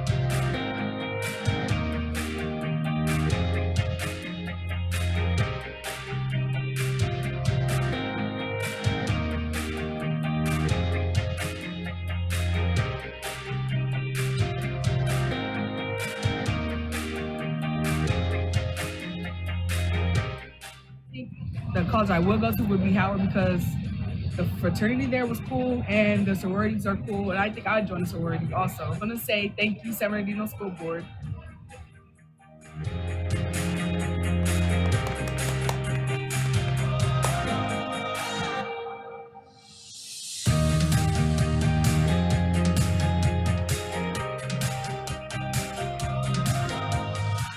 Exactly. So, you know what I'm saying? Thank you, Mr. Ariano. I really appreciate you, man. Jenna, I love you. Let's do this again. You know what I'm saying? One thing I can say I like best about this trip was exploring new colleges, seeing new architecture, things that I've never seen in California. And I think one thing that really interested me the most was the unity within our people, because you don't really see that in our state. So I just wanted to say thank you, Ms. Applegate, and I really appreciate the chance to be on this trip.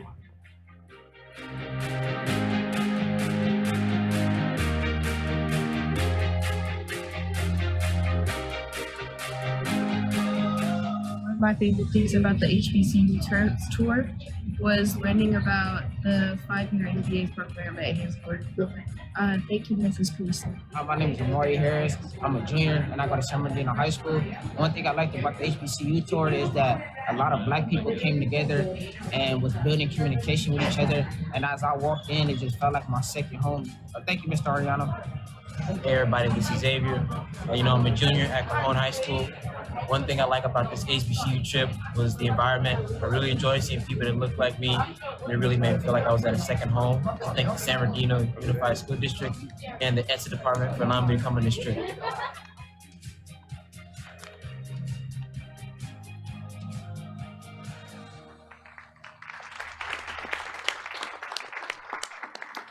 Yeah, I want to tell you guys, those kids love you guys, because we told them the board made this possible, the cabinet made this possible, Ms. Applegate made this possible, Mr. Ariano, Kimber, Mr. Komnick, that you guys made this possible. So they were very, very grateful. And I want to thank our chaperones. Tamika was a chaperone, Dr. Noel, who's our principal at Arrowhead, Navila Maxwell, who's one of our Filipino parent leaders, Rashawn Hooker, a program specialist, Brandon Gardner, who's a teacher in this district, Sasha Jones and Michael Lyons, all teachers in this district. They kept the kids safe, and they ensured that they learned a lot, and they allowed them to have fun. And so it was a good time. And on that note, I'd like to bring up one of our high school seniors, Miss Asia Lewis, a brilliant senior over at Pacific. And she'll talk about her relationship with her equity counselor. Hi, my name is Asia Lewis. I'm 17 years old and I'm currently a senior at Pacific High School. My equity counselors have had a significant and positive impact on my high school experience, guiding me academically, personally, and emotionally throughout these important years. Mrs. Anthony had a profound impact on the first 3 years of my high school life. She was one of the main school officials I went to for anything. She always pushed me to do my very best and to maintain my academic standing. That encouragement inspired me to rise to the occasion. During the end of the last school year, I told Mrs. Anthony that I wanted to drop AP Stats from my senior schedule. She told me no and that I needed to stay in the class, so I did. Even though I have a B in the class, it's the only B that I have out of my whole schedule, and I am taking 4 AP classes and 2 college classes a semester.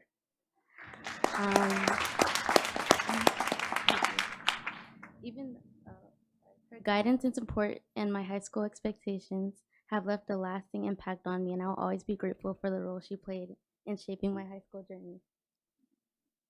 Similarly, Mr. Ross has become a crucial part of my senior year.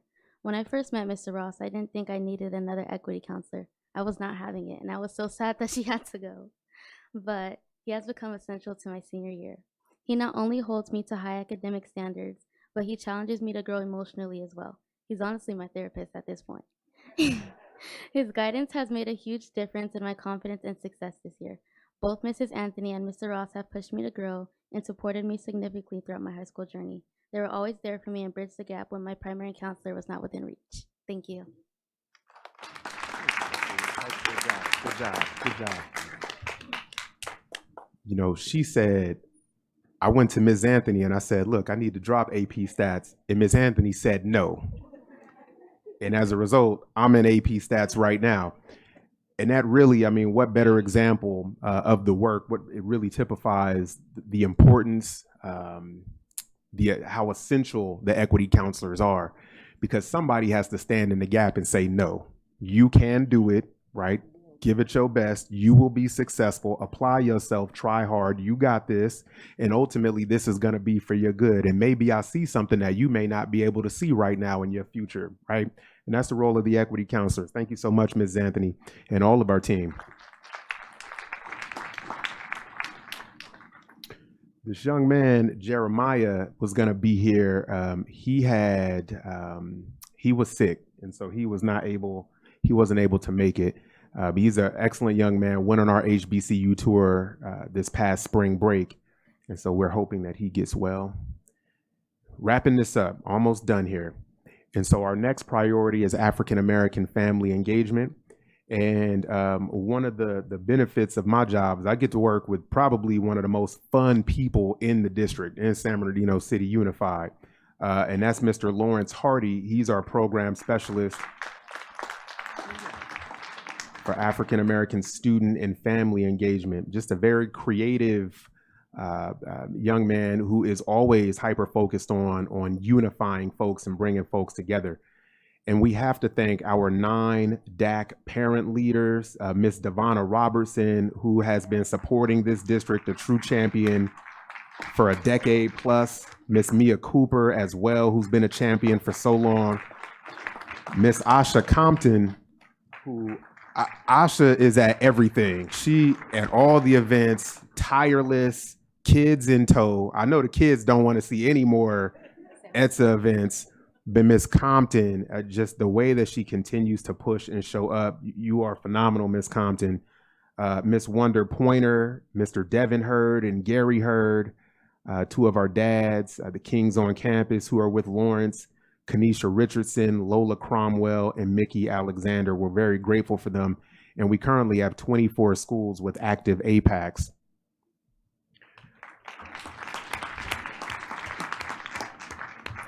I just wanted to share an important note here.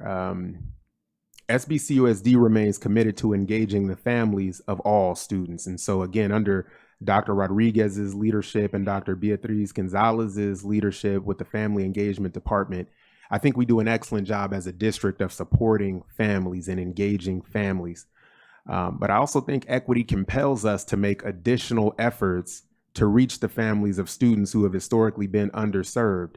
And so to do so, we help facilitate regular DAC, District African American Advisory Council meetings, APAC, the African American Parent Advisory Council, and community meetings. And I want to point out too, I want to give us, some props here, because SBCUSD has sponsored DAC and APAC since 2008. And I don't know this for a fact. I don't have a text or a historical document to back this up. So I'm just going to say we were one of the first districts in Southern California, and especially here in the Inland Empire, to do so. But I really think we were the first to have DAC and APAC, because I don't recall any other districts doing that before we started doing it, right? Almost 20 years ago now. So I think we ought to be commended for that.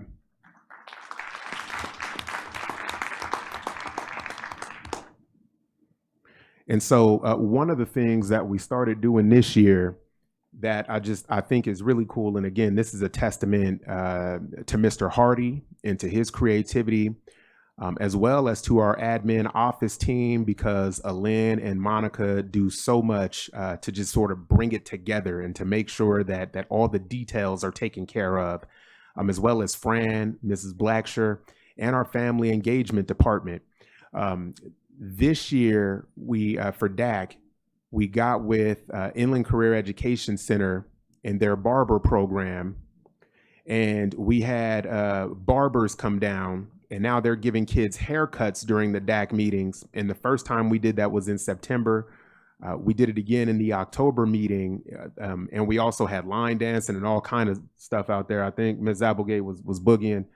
I think Mr. Ariano might have, somebody, some other folks, was it Dr. Wyatt? Was he cutting the rug too? I believe so. So I don't think we had a video of that just in time, because we sure would have showed it. But we do have September. So Mr. Chavez, if you can play that one from September, sir.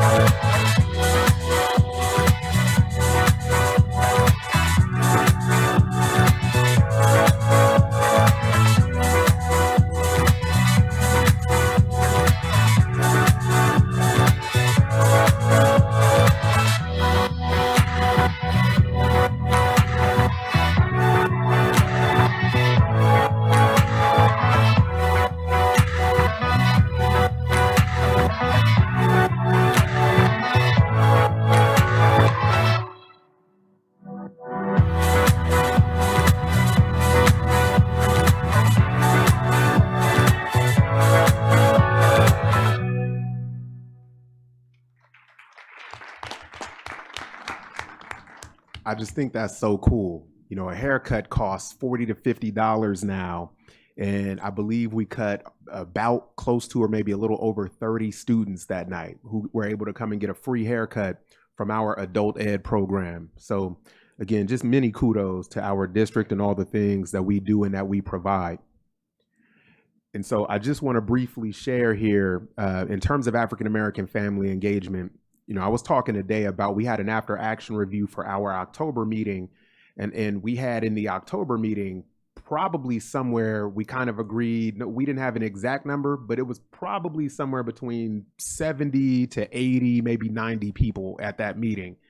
And we were talking about how, goodness, man, I remember coming to DAC meetings and it would be like 5 people and 4 of them work for the school district, right? And now we have meetings where literally you got 80 people in the building at the new Paxum Center. And so when we talk about African American family engagement, you know, getting families to the table has been a challenge for a while, but I think we've kind of figured some things out. And I would say if there were 2 keys that I would identify and share with folks, one, it would be centering students. And so really making sure that the meeting itself is student centered. And so, you know, we could do that by providing, giving awards, celebrations, having students do presentations. And then I think another piece is authentic engagement. And again, what Fran and Lawrence and family engagement did at this last meeting in October, they did line dancing and the theme was health. And so there was a mental health and a physical health component that they talked about, but then they got folks up to dance, to do line dancing. And I don't do that much dancing myself, but I certainly appreciated and was grateful for the joy that was on parents and kids' faces who were there in that space. And so to see that kind of authentic engagement, I thought was amazing.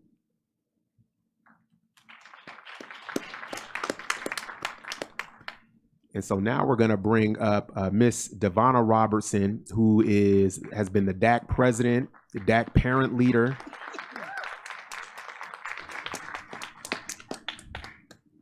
Thank you, Ms. Robertson. How long do I have? 2 or 3 minutes. All right. You're going to take however long I you know, want to take I know. anyway, so. But thank you, Dr. Greer and the ESSA department for allowing me a few minutes to share some of the space as you guys present to the board. I wanted to start with a Tanzanian proverb. It says, 2 ants will never fail to pull the grasshopper. 2 ants will never fail to pull the grasshopper.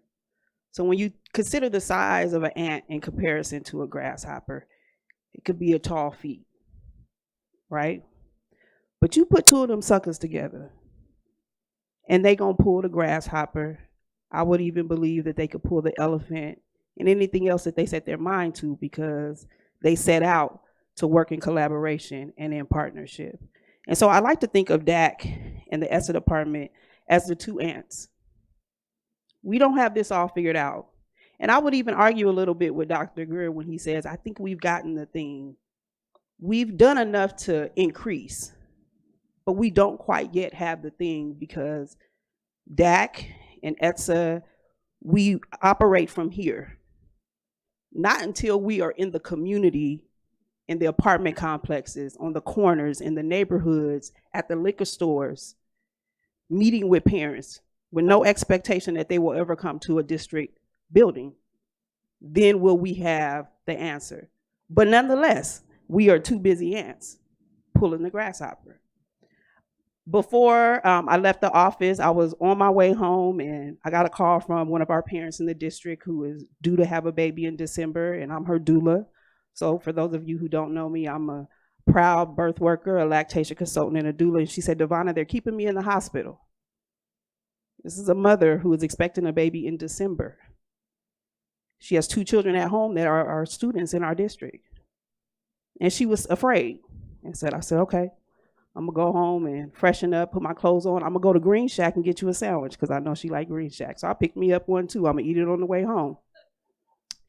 And I went and I sat with her before coming to the meeting.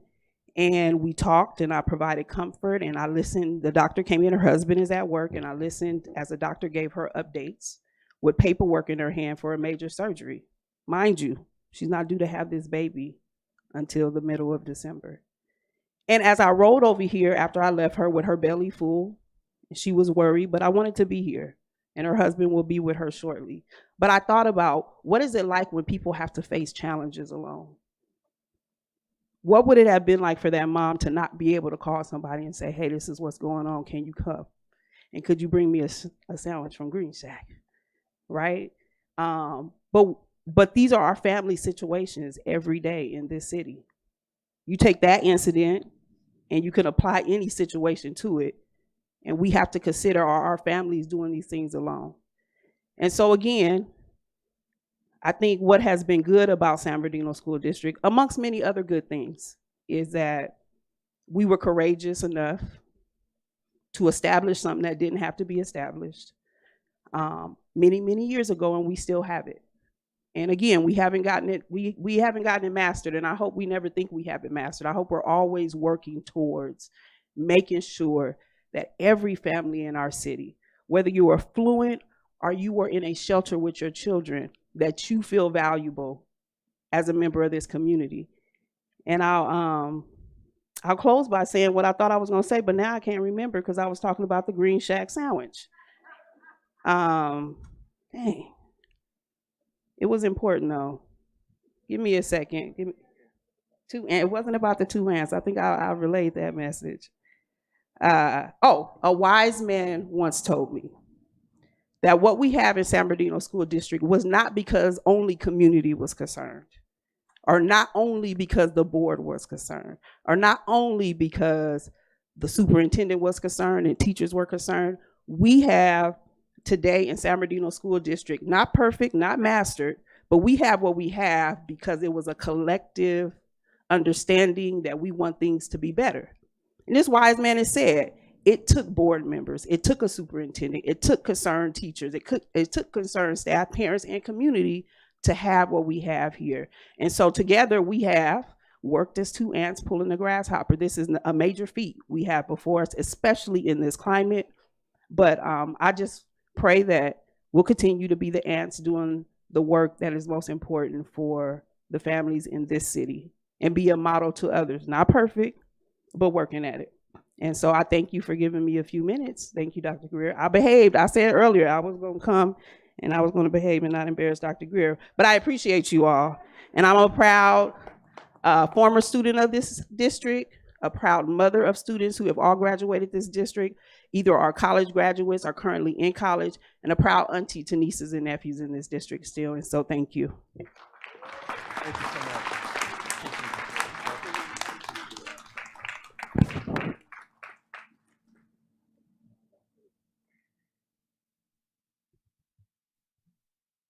Okay.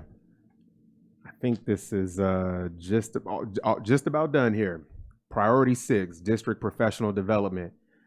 We offer 2 trainings. One is our Gap Closing Teaching PD. And since 21-22, over 700 SBCUSD staff members, including our cabinet, our superintendent, our assistant superintendents, many of our directors, have all completed the 4 days of Gap Closing Teaching PD. So this training is very important. And then last year in 2024-25, we started offering a half-day training on how to respond to racial slurs. And I will say, you know, I hate that we even have to do a racial slurs training. It's a reflection, sadly, of where we still are in 2025. And I think about Dr. King giving his I Have a Dream speech 62 years ago. And just last week, I got a call in my office about an African-American boy who was an elementary student who was called a racial slur. And I've gotten, you know, those calls, and especially in the last 2 to 3 years. I'm thankful, though, because of our leadership, Mrs. Applegate, and then the principal at this particular school, who had a very good relationship with the mom and really good communication. So we were able to work it out and protect that child and make sure that he ultimately was okay and that the student who harmed him received some discipline. But ultimately, we are pushing for a day where kids are not harmed in this way. And so we had to develop this training so that we could make sure that we provide some guidance to schools for how to respond, because this, unfortunately, is a phenomenon that's harming, a lot of our kids right now, and not just here in San Bernardino, but beyond. And lastly, I want to point out, or I want to lift up here our magnet program, Sankofa. And so this is our last priority, the last one that we'll talk about here tonight.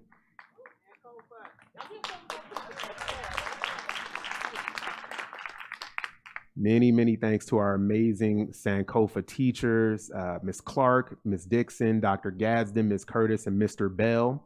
We want to thank our classroom aides and our Hunt site principal, Ms. Teresa Hopkins. We want to give a lot of thanks to Mrs. Goodwin, as well as to David Chavez and Daniel Tisdale, and the SBCUSD Communications Department for creating our outstanding marketing materials. With their help, we've seen a significant increase in the number of enrolled students, and we have some excellent achievement data that we'll share with you guys in November about Sankofa. And most importantly, I want to thank Ms. Tamika Casey, sitting right here to my left, my co-manager, for her leadership of Sankofa. And since she rejoined ETSA in 2024, Sankofa has improved in many ways, and she's going to talk about that in a moment. And I just want to share that we have the magnet at one site, Hunt Elementary. We've added a grade every year since 21-22, so now we're up to fourth grade, K4, and then you can see the breakdown of how many kids we have in each class. And the last video that we'll play before Tamika comes up, and then we have a gift for you guys. We brought some goodies for you guys tonight as well that we're looking forward to passing out in a bit. But before we do that, we're going to play the commercial that Mr. Chavez and Mr. Tisdale made for us to help us market Sankofa.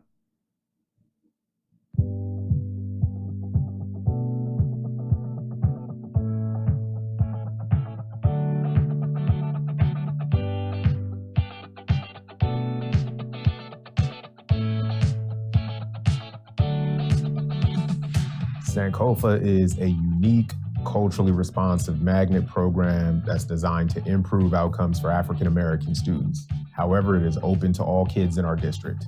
Sankofa is also an acronym. It stands for Students Accumulating New Knowledge, Optimizing Future Accomplishments. Students enrolled in the Sankofa Magnet program are taught the same California standards in math and English as all other standards. However, they get additional training and support in character, relationships, wellness, high expectations, and Black history.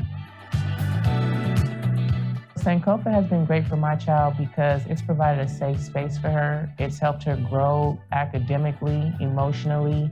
It's also helped her grow closer to a lot of people. Before, she didn't really trust a lot of people like that. And so she used to kind of stay to herself, but it's kind of broken her out of her shell. Every year, I just see her grow and grow. I would recommend the Sankofa program because it's a great place for your child to learn, for your child to flourish, for your child to most importantly be themselves without judgment. It's like one of those things where you say it takes a village to raise a child. That's exactly what Sankofa is. It's a one big village where we just all come together to help raise our kids, help them flourish, let them know, hey, you're not alone. If you need help, we're here for you no matter what it is. Students in the Sankofa program attend classes together at Jefferson Hunt Elementary. Busing is available to all eligible students. We're enrolling new students, kinder through fourth grade. So if a high-achieving, culturally responsive program is what you're looking for, that's tailored to your student success, visit our website at sbcusd.com/Sankofa.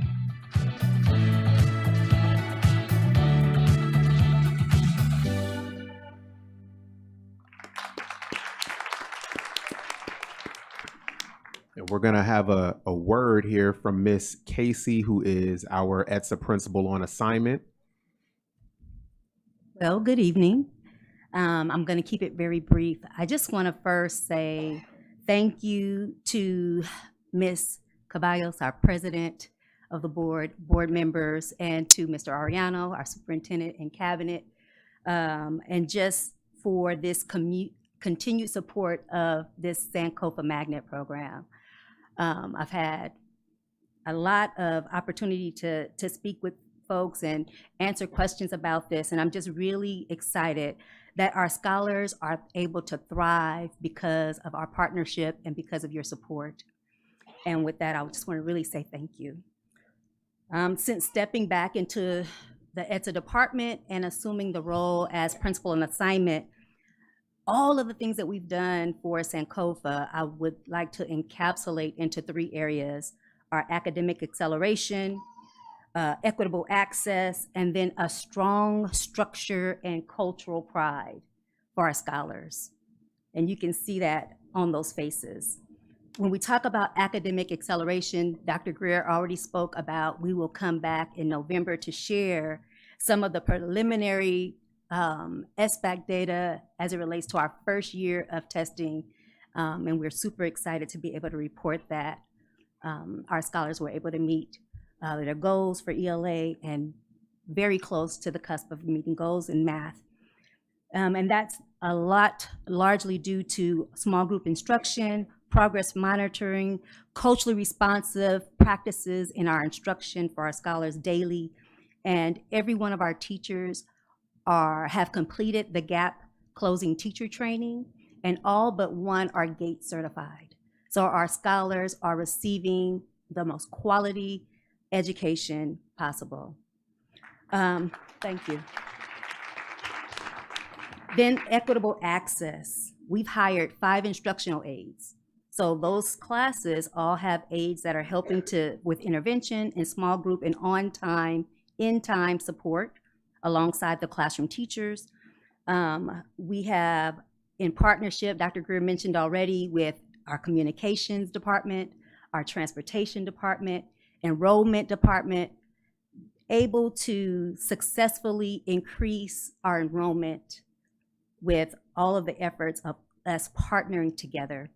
And so district-wide interests have been garnered through all of our efforts together. Our kinder class tripled because of those efforts. And all of the other classes are just about at a regular class size. And we were struggling with enrollment. And so with our partnerships, it has increased drastically. And so we're super excited about that. Our cohort is growing. We're adding every year. We're looking forward to enrolling out our 5th grade and expanding next year. And we're also looking even further out into the future about where will our scholars go for middle school and high school. And so look out for that. We're in the works, working towards what that will look like for our Sankofa scholars. And finally, the strong cultural pride that our scholars are getting as a part of this magnet program. We were able to secure our Sankofa t-shirts starting out that first year when I came back to the department. And we have been able to, with that, show uniformity and pride. We are asked to go out and speak in different places and to perform, and now we can come correct. We can look uniform and represent our district, represent our school, and let everyone know that yes, this is an institution that is serious about teaching and learning. And yes, our scholars will be successful. Additionally, with that strong pride, we were able to launch our commercial, which you saw, and increase our social media presence. So I really want to give a special shout out to David Chavez and the communications department for that.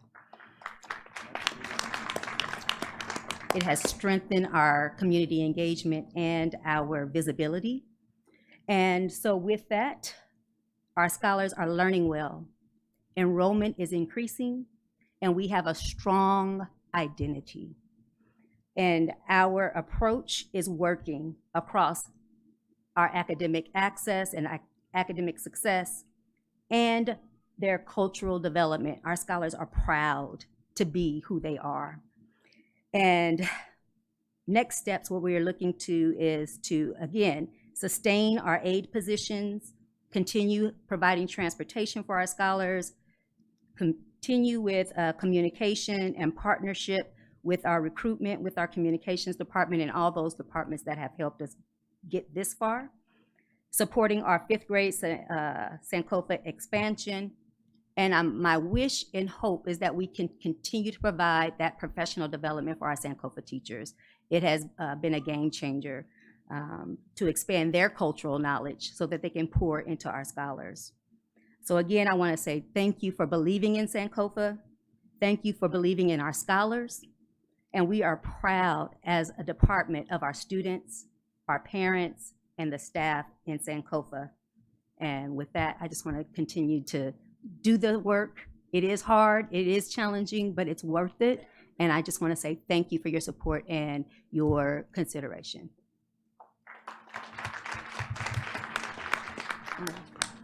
And so now our ask of you is to help us market the program. So we got you something that we are going to ask you all to wear, if not today, then another day. But we're going to ask that you please help us market the program with your Sankofa polo.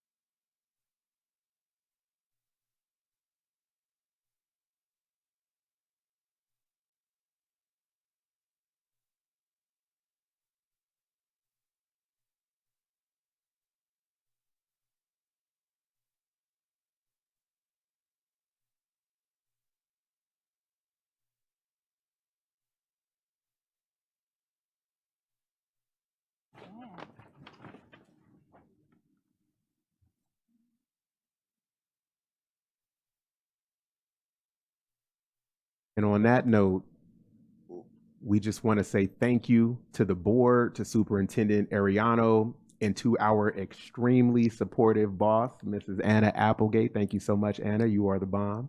And to our entire SBCUSD family. Y'all can clap for Ms. Applegate. Yes. You know how she hooks us up. And it is an honor to do this work for these kids and for this community. So we thank you. Thank you so much, Mrs. Alexander. I would like to say congratulations. What a great presentation. Great job. Great job to your staff. I remember 2.5 years ago, your staff was probably half of what I see today. So excellent work. Just cannot wait to just hear the data that you're going to present in November.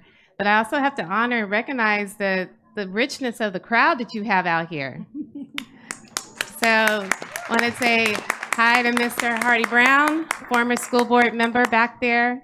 I know we have Dr. Serena Betters, current sitting board member for the county, for a community college district, former city council member, Kimberly Calvin. And if I missed anybody, please forgive me, but I see all the richness out there. I see community college district out there, but just thank you for just having a community out here. It says a lot. And just the progress that's been made and what you're doing is excellent. I'm proud, so thank you. And I want to just clarify, I wasn't giving you an assignment. I know Tamika immediately went into like action mode, like, oh, we're going to get back to her. No, I was just making sure that if our scholars have a plan, that we're making sure that they're part of our Link Learning program, because it's excellent. They get a lot of richness from that in terms of just career readiness. So that's all I was inspiring. I wasn't trying to give you another action. We were on it though. I could see Mauricio from like my peripheral vision. So We were on it though. So thank you. Mrs. Rosales Medina. Oh, this is definitely a great presentation. The amount of work that has come, and I do want to also acknowledge Mr. Tillman, because he was one of those first that brought this forward and saw a need. And so I do want to say thank you for bringing this forward. And just the words from those that came to speak, as well as Dr. Greer, amazing. I'm so glad that we brought you on board, Tamika, on regards everything that you're all doing, Dr. Tamika, Casey. And I do want to acknowledge the fact that there was a comment that Devona made, and it was facing challenges alone. And as a parent, I remember, I don't know why I'm getting emotional, but as a parent, I had Dr. Collins in elementary school. So it does make a huge difference. So I'm just really glad that we're moving forward. These are great programs, and we're not there yet, but we're at least moving the direction.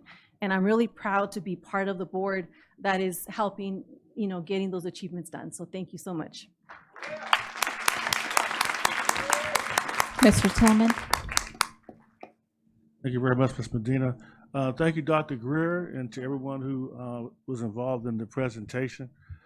Great work.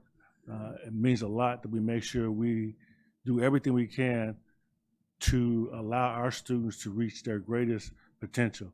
And you guys are enabling that. You know, when I asked the young person the question, the young man the question, what made the biggest difference? And he pointed to that teacher. That's what makes the difference. And he spoke from his heart. It wasn't something I had told I was going to ask beforehand. And so that makes it real. But I do want to set the record straight just historically, because a lot of times people don't understand how things actually take place. You know, I was talking to our student board members earlier and emphasizing them the role of being a board member and being in this seat and having the power and the responsibility of doing the right thing. The policy came about before there was a name of the policy. And the policy came about from the West Side Action Group. And the West Side Action Group had an educational committee. And those committee members at the time that I remember were Walter Hawkins and Ratibu Jacobs. Yep. And yeah, you can clap for them, the late Ratibu Jacobs and Walter Hawkins. And they had a committee, and they would come to the meetings on a regular basis, and they had a long list of things that they wanted enacted. You got to remember, this was happening at the same time as No Child Left Behind with George Bush. And so there was a lot of discussion. The numbers for African Americans historically have always been lower than other students. So they were having these meetings. But when they gave me a list of like 20-something things that they wanted done, and I looked at the list, but the one thing that stuck out was a policy. And they said, we need a policy because we're doing good work now, but we got to make sure that it will always be done. And the way to ensure that is to create a policy, so regardless of who was on the board, our community can hold the district responsible. And that's how this policy came to fruition. So I think it's important that you know that, because you're right, it wasn't one person, it was the entire community that was involved in creating this. Now, I know Mr. Cooper, who was one of the, who had this Dr. Greer's job before him, I know he's thinking, I wish I had this many resources when I was here. Because he struggled, because in order to, you got to put your money where your mouth is. Go. You can have a policy, but if you got one person doing the work, you're gonna get one person worth of action and productivity. So if you're really going to ensure that this policy means something, you have to invest the money for our students, and that's what the board is doing year by year. And at this point, we have a great superintendent, Mr. Ariano.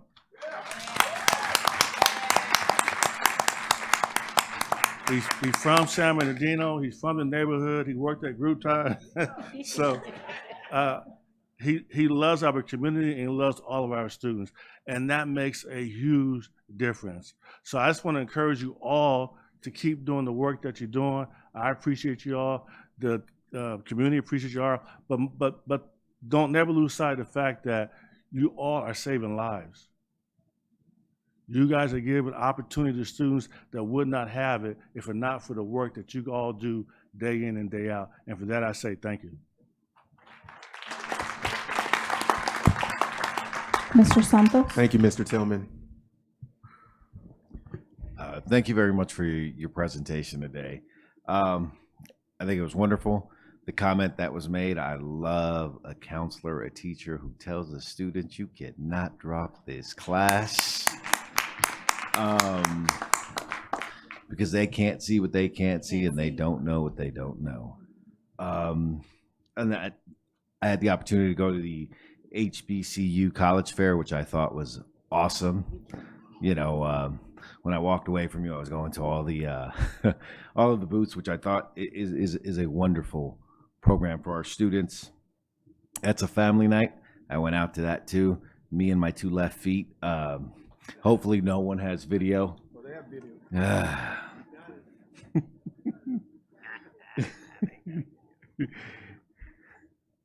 Yeah, that's all right. It happens. And again, just continue doing the great work that you do. Thank you. Dr. Wyatt. Thank you, Madam President, and Dr. Greer and team. Well done. Great presentation and amazing work, life-changing work, as I would say, life-saving work. I heard Ms. Kay say hard work, and my colleague out there, Dr. Serena Betters, get emotional when I think about it, and what she says is this hard work is heart work, as we all know, right? Got to have love for what we do, and I see a tremendous amount of love in this group right here in front of me and on this board, and that's what it's going to take is our hearts, everything we got. And you know, I look back and I see that crowd, some champions of this community. Both the Browns are there. I see them, and Dr. Lori Collins to this battle. Yep, they've been fighting fights for decades in this city, for decades, and I have a lot of respect for them and the hardships that they've had to go through and to put themselves in harm's way. Because you can get me emotional. Don't do that to me now. Don't do that. But you have to have courage. You really have to have courage if you want to make change happen in your community and take on what needs to be taken on. And Dr. Lori Collins, I see back there, and Abigail was getting all teary-eyed. But this goes back many, many years for us, back to when our kids were in middle school, and we were fighting this good fight before we even had an idea of being up here. And it's folks like every person out there. It doesn't mean that you're up here to make this work happen. It takes all of us to make this work. And Dr. Ayana, I see you too. Don't think I'm not going to give you a shout out either, okay? Because she's another champion of kids in our community, and she's right here supporting us. And I see you too, Councilwoman. Don't worry, I do see you and the work that you do. And just throughout this crowd, now I got to give a shout out to one of my teachers who's here, Mr. Gibbs. Mr. Gibbs. There, Gibbs back there. He's laying low. That's one of our county teachers that I have the pleasure and the opportunity to work with, who does an amazing job with our youth. And when it doesn't work out maybe in certain districts, they come to us in county, and he makes sure they graduate. He's our 12th grade teacher, and he's a huge part of why many graduate from our county operations program. So, Mr. Gibbs, thank you for being here tonight, supporting us in San Marino City. So, but yeah. I'm gonna get to the data here because I like numbers. I'm all about numbers. We got to do that sometimes. And my colleague's not here tonight, but I'm gonna give her a shout out, Dr. Gwen Dowdy Rogers, because the DNF rates was one of her things that she championed. And yeah, I got to say it. This goes back 6 years, looking at the data, and tremendous gain. I know we're not happy yet, but we are definitely making some huge strides. Big shout out to Pacific, San Marino High School, San G High School, 37%, 29%, 22% decrease in 6 years. That is amazing. So whoever's doing that work out there, great job to our folks. Not saying other schools, but those 3 high schools are crushing it. So we got to look and say, what are they doing right? We don't have to reinvent the wheel. We don't have to reinvent the wheel. We just got to keep doing what we're doing. And then some of our other numbers out there that I was looking at, just always want to keep my finger on the pulse that we're moving in the right direction. And FAFSA apps, 15% of our students were able to get done, 85% need help. And I know you said we got some more data coming out, and I want to see that because 100% of our kids need to be able to fill that out, right? 100%. So we got a little bit of work to do there. I know we're focused on it, laser focused, but some incredible work in here. And I just want to say, I'll do my board comments kind of now, but at the DAC meeting at the Pockham, I got there late because I did have another meeting to go to. It was still going on though when I got there late, and I'll tell you the energy there, the love that I felt, and that community welcoming center. I mean, if you haven't been there, you got to go, because I know that was a vision and a dream for many folks in this crowd and this board, to where our community could go and feel the love and feel welcomed. And it is an amazing facility, amazing facility. And Dr. Greer, you and your team, you started it off, you kicked it off with that event, and I'll tell you what, it's only gonna get better from there. And so great job to you and your team. I felt the love, I felt the energy. Everybody that's back there right now, I know a lot of folks in the room, they're all dancing out the line dance. I'll tell you now, I got torn meniscus. I just found out the night before, and they made me go out there anyway. And I know I'm gonna get an embarrassing video here soon, but just the love that was in that room and in this room, that's all we need. Because I know we got the brain power, we got the willpower, we got the hard workers here. It's going to happen, this city. It's going to happen. Like I said, we got the superintendent. to lead us and this board and incredible executive cabinet. And we are coherent together. We are one. And that's one thing I love about San Bernardino. And we are real in this city. And I hope we just keep focused on our kids and our community, because there's a lot of great work happening right here in San Bernardino City. So thank you. Ms. Grande? Well, I have to tell you, my heart is so full. I want to tell you, thank you on behalf of all the teachers that you have allowed to be themselves, to be their very best selves. You give them carte blanche. Only the single most important thing they have to do is love what they're doing. And Right. I can feel it. it's palatable. You can feel the spirit. It's so moving. And when I first became a teacher 25 years ago, my first gig was at Martin Luther King. My first day was September 11th. And the days after that, I did my best. I was a sub for us at first, and I had an 8th grade beautiful African American girl give me a really hard time. And I thought, love conquers all. And so I would engage her, and she didn't understand why I was spending so much time with her. It's because she was the angriest one in the whole room. And my daughter had told me, Mom, I know you're going to try to fix everybody who's not happy, because that's how I roll. I go, well, she's obviously upset about something. I just wasn't sure what it was. But she kept getting into trouble. And I really thought of her today. I hope she turned out fine, because the teacher next door told me, well, if you have any trouble, just send him to my class. And so I sent her there like 3 times. Finally, he said, you're going to have to deal with it, Miss Abeles. So I said, all right. So I said, look, you go sit outside and you write this story, write me a letter about what you're going to be when you grow up. And she said, do I have to? It's either that or a call home. I go, all right. So she was out there. She wrote and wrote and wrote and wrote. I go, all right, I did something right. I gave her something she was interested in. And as she left, I said, thank you. And she just said, oh, you're going to be sorry. And I read it. And it's this like 5-page letter about how I was never going to be a teacher. I was never going to make it because I didn't know how to talk to kids. that her kind of kids needed to be yelled at and scolded and told that they were a piece of whatever, and that she couldn't see me saying those things, right? And I saved that letter for the longest time. And I actually finally, I don't know what happened to it, but my heart always hurt. And then I went into a specialty of teaching called moderate to severe and autistic, and I was brave. Maybe what I made up, I didn't know I made up in bravery.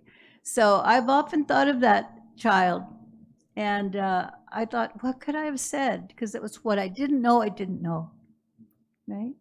And tonight, I feel like I just know everything. For just a minute, it feels really good. I feel like I have answers. So thank you. I honor you, each and every one of you, and your inspiration and your love and your soul and your spirit. Thank you, thank you, thank you.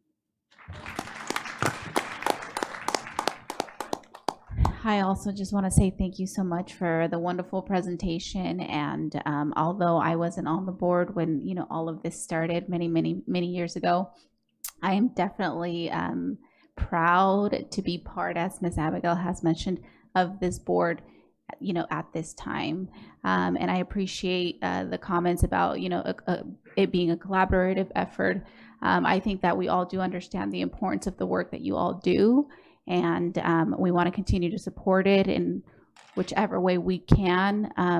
I did have a couple of questions throughout the presentation. I was hoping for a pause somewhere to ask questions, but it's okay. I will only ask one of the questions that I had written down really quickly, and it kind of now feels a little out of context or out of order, but I still do want to ask it. As you were going through your presentation, and you were presenting on the elementary students and how the services and things like that were being provided, I was thinking, a thought was coming through my mind in regards to to how does that fit? And then later you went on to share about middle school and high school students and so forth. But for the elementary students, because I guess I know a little bit more, I work in elementary.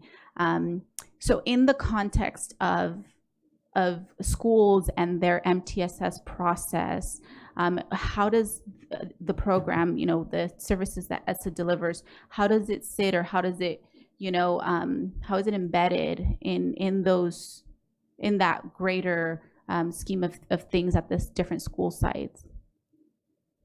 Thank you for the question. It sits right within the larger process that our district operates, that Mrs. Applegate, Dr. Coker, elementary instruction that they created for our district. So just about all of our elementary schools now have a reading intervention program. And so the support that we're providing sits within, or as a part of, is connected to that reading intervention program. We're just making sure that our African-American students, along with other students, and again, all students who are struggling would get some support. But our EGTs, what makes it a little unique, our equity guest teachers, is that they get training from these wonderful ladies over here twice a month.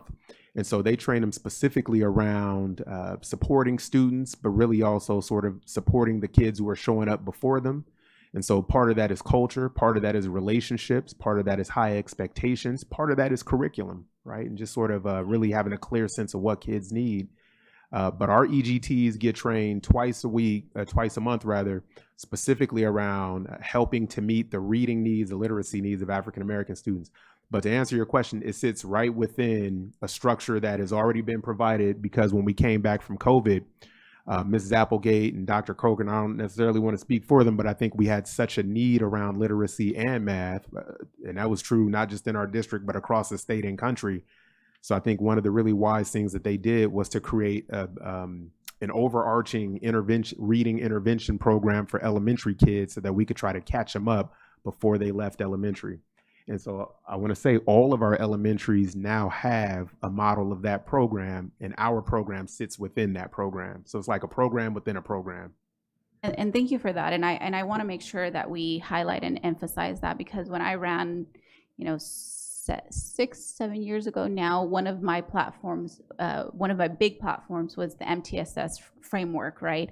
And I know that when I came on board, we were doing a lot of, you know, the LCAP and things like that. And a lot of our elementary schools have since then gained like a MTSS coordinator, right? That is supposed to really focus on it, specifically that, like the tier 2 intervention and things like that. So I just want to say the work is really aligned, right? And it benefits all students. So again, however we can, I would love for the work that you do to be expanded, right? And for the professional training that you provide teachers on cultural relevance, it applies to all students. You know, I'm Hispanic, I'm Latina, I'm Mexicana, right? I have a boy, and he would have completely benefited from cultural training from his teachers, you know, having that cultural training. So what I'm trying to say is the work that you do doesn't just matter for our African American students. I would like for us to expand that work across our different school sites and really benefit all students. When my son was young, and he was having so many issues, he ended up having an IEP and so forth. One of the things that I ended up doing in my pursuit of trying to help him was, how can I learn strategies that work for children, you know, with the most severe needs, right? Autism, for example, specific strategies, behavioral support, things like that. So I went and I got a job to learn those strategies, even though my son was not autistic. And the reason for it is because I thought, if I can learn how to support in this fashion students that, you know, have the highest needs, it is not going to hurt my student. And it definitely did not hurt my student, right? So what I'm trying to say is, if we can take what you guys have and how can we support to expand that, because it is going to benefit all our students, is what I want for us to be able to do. And so again, once again, I really appreciate the work that you're doing, and you know, thank you for coming out and sharing with us. Thank you. I just want to start off by just saying how proud I am to work with a Board of Education that truly values diversity, equity, and inclusion. These are words that we are not afraid to align ourselves with, and we're not afraid for our actions to show that. I know one of the questions that Dr. Greer asked me back around election time is, what's going to happen? Are we going to continue with our work? And I said, you're darn right, because equity is just giving kids what they need when they need it in the moment. Diversity is just an opportunity to celebrate and love each other. And inclusive excellence is making sure that everybody has a sense of belonging. And there's nothing wrong with those three words. So we're going to continue down that path. I also want to say that, and I say this often, love is the most important ingredient a successful community can have. And so to Mrs. Zavallo's point, we need to continue to see the best in each other. We need to continue to love each other. We need to continue to lift each other up. We need to be those two ants. You know I'm going to start using that, right, Devonna? You know that. I appreciate that. And so you have our commitment that we are going to continue to be those two ants, and we're going to be pulling that grasshopper or that elephant as far as we need to do what's best for our kids. Mr. Tillman talked about Groove Time Records, and you know, I know many times we laugh when people hear, oh, you know, Marissa used to work at Groove Time Records, but I'm going to give you a serious comment about that. I earned the greatest master's degree I could have ever learned was working at Groove Time Records. It was the one place where people of all different kinds, all different likes, all different colors of skin, all different, would walk in that store and everything would disappear that was hatred. It was all about love. And so I do value Groove Time Records because it gave me the master's degree I needed to serve in a leadership role in a community school like we have here. So I appreciate my time at Groove Time Records because it's made me who I am today. And then I want to just a few shout outs. I think it's important. It's, you know, seeing Hardy Brown Sr. here, former Assemblywoman Cheryl Brown. Thank you for your leadership. Appreciate you being here. I do want to echo the comment that was made. You know, it took courage when Board Member Hardy was here, Mr. Tillman when he was a young man, to really step up and show that courage and put this down in policy so that every generation would be guaranteed a focus, a budget, and continued work. I also want to acknowledge Mr. Cooper. I had the honor of working with Mr. Cooper when I was the principal at Thompson. He was a great teacher. I still remember the wind tunnel, man. You remember the reading wind tunnel? I love that, man. I never forgotten that. But Mr. Cooper, thank you for creating that first step at the ETSA program. You see what your work has done, your passion has grown. So thank you. You know, I want to thank people like Devonna, you know, Mia Cooper, for just, you know, Kimberly Calvin, for always just picking up the phone, sharing concerns or questions or even kudos. I appreciate that. I appreciate the connection that we have so that we can continue to grow this this district of ours. I want to thank Dr. Betters, Elise. You know, in my previous district, when we were working down this DEI work, it was hard. And, you know, when I was receiving death threats and violent threats, you know, you two were there to hold me up at tough times. I appreciate you and I love you and thank you for being there for me. And so I'm going to end that I'm very proud to announce that, you know, our student achievement is going up for our African American students. It's not where we want it to be. I know I've met with Ms. Applegate and Dr. Greer this past week, and we decided that we want to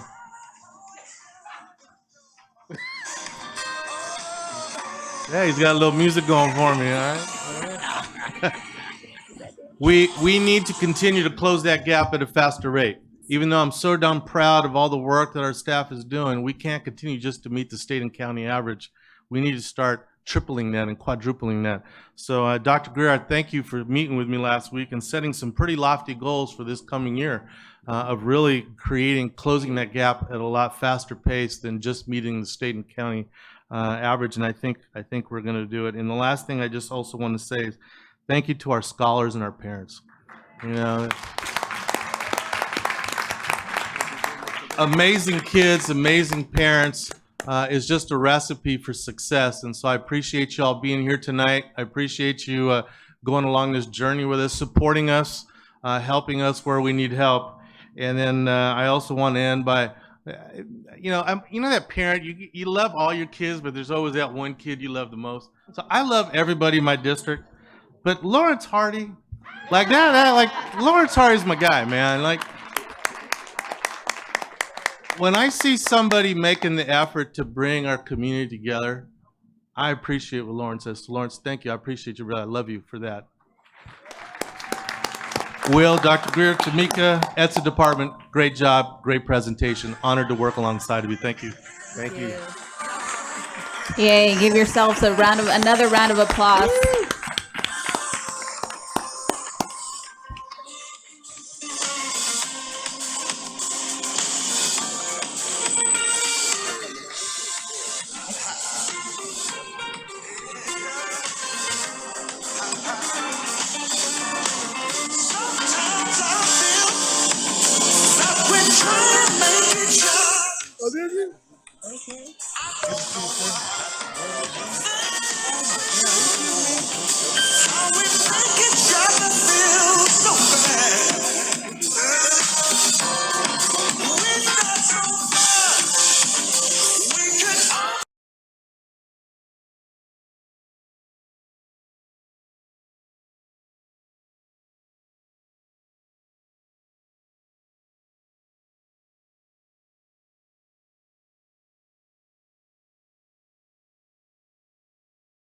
Our board meeting. So thank you so much.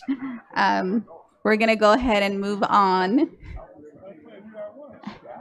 our agenda here tonight. And up next, we have –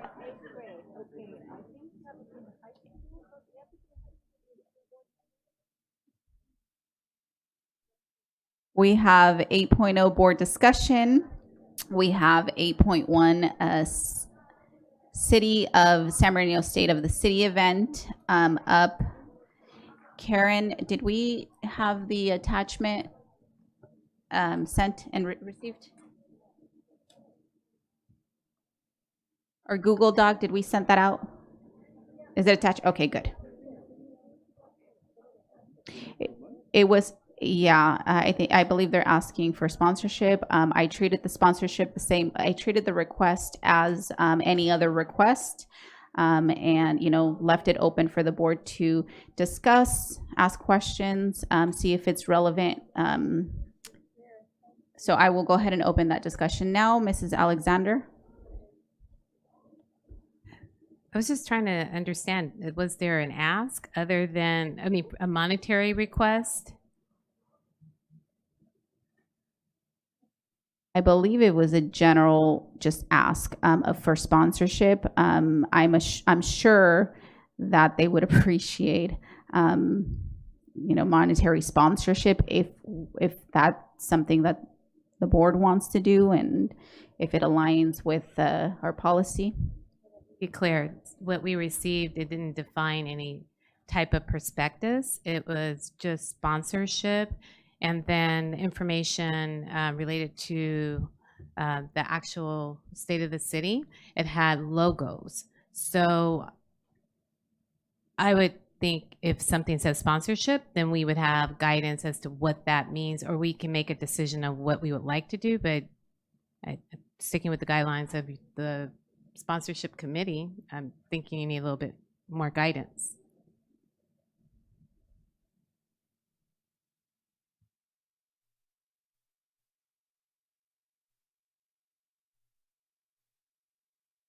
Yeah, so like I said, it was a general request that came and I was asked. So I took it the same process that I would with any other request. So I said, send them our Google Doc form.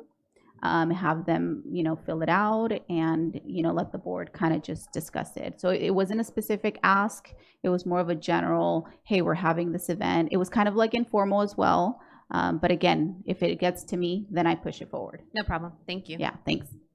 Ms. Medina? Yes, first of all, I do appreciate the fact that they did fill out the request for sponsorship form, which gives me an idea.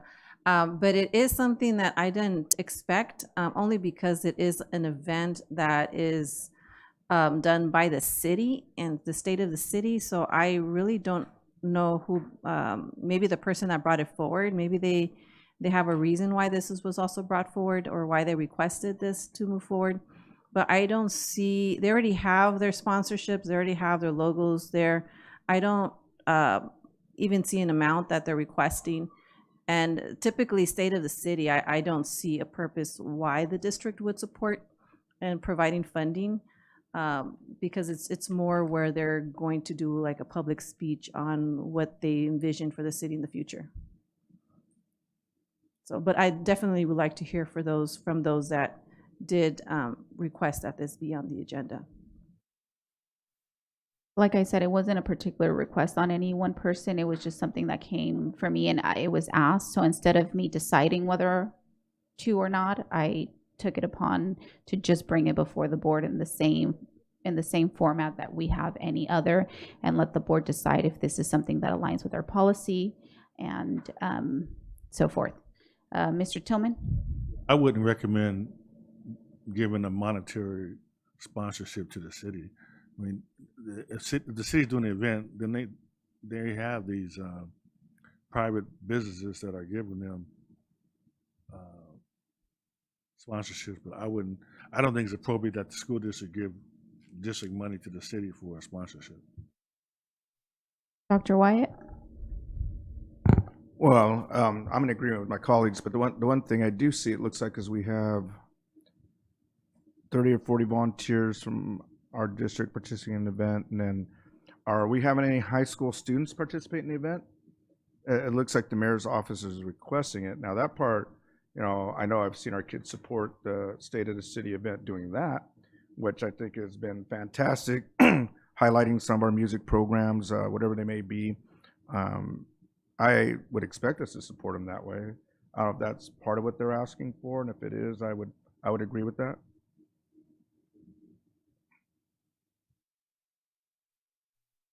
Thank you. Okay, so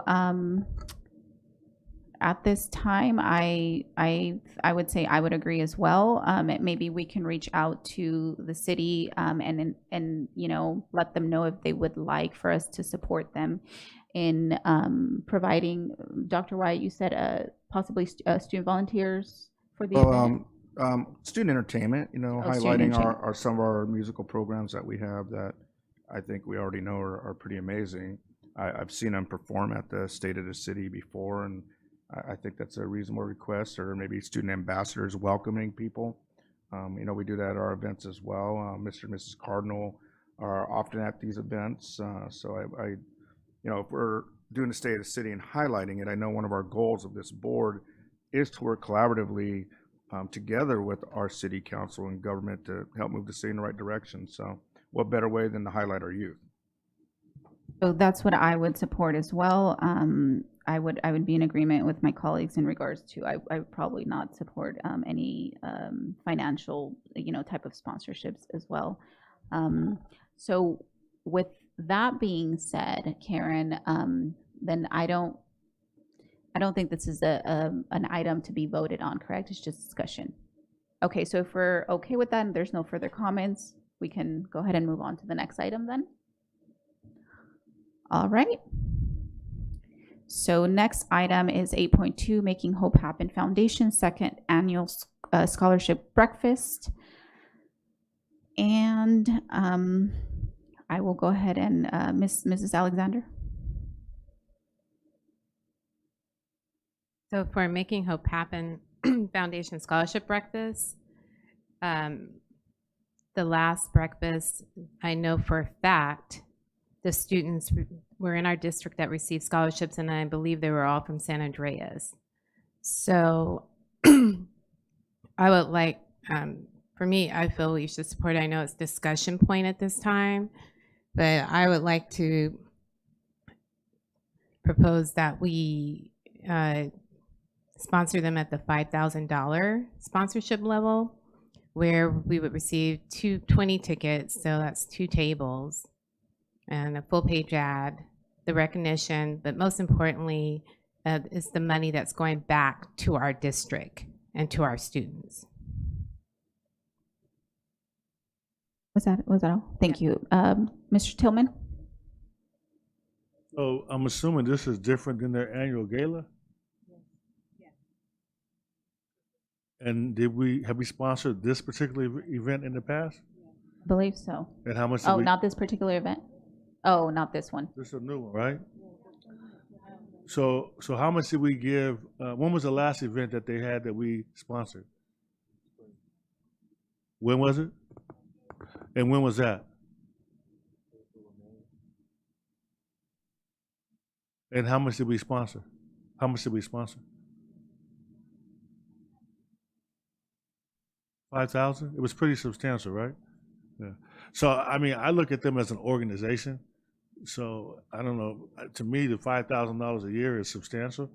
And I wouldn't consider giving, more money, because now you're talking about what? You're going to start giving $7,500, $10,000 a year? I think that's too much. Okay, Mrs. Alexandra, I'll come back to you now. You can go ahead, and then I'll.